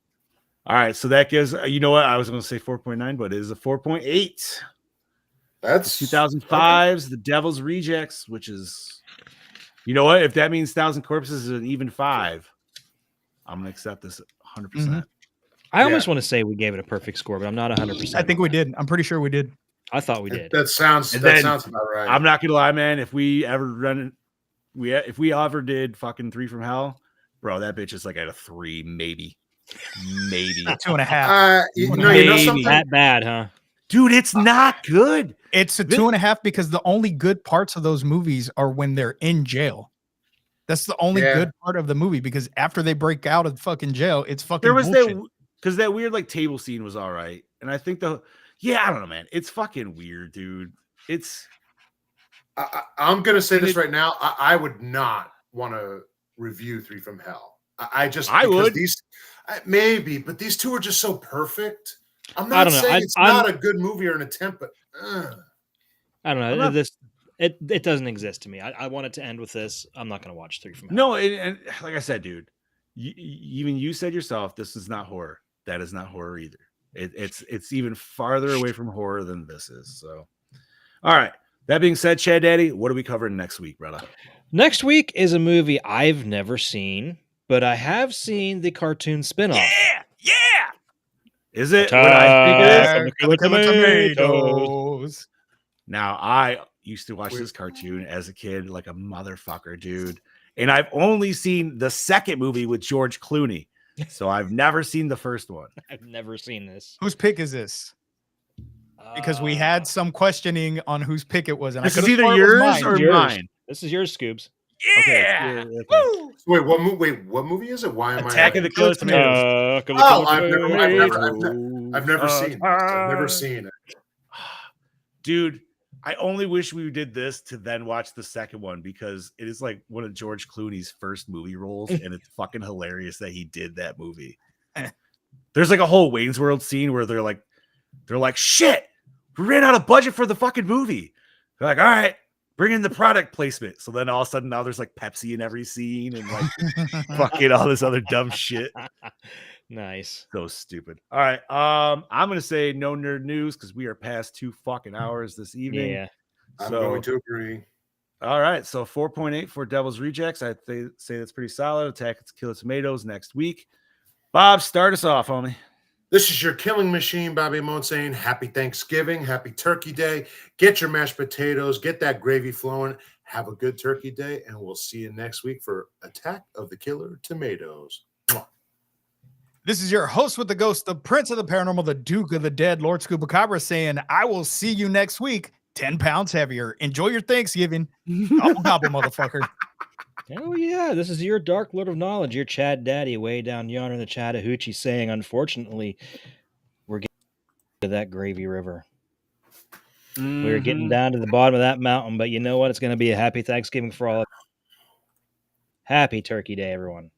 Absolutely. All righty. And I'm your not so mean fluff mess Spring, Big Johnny D, saying thank you once again, Gore Hounds, for joining us for another fantastic episode of the Gore More Podcast. And also have a very happy Thanksgiving.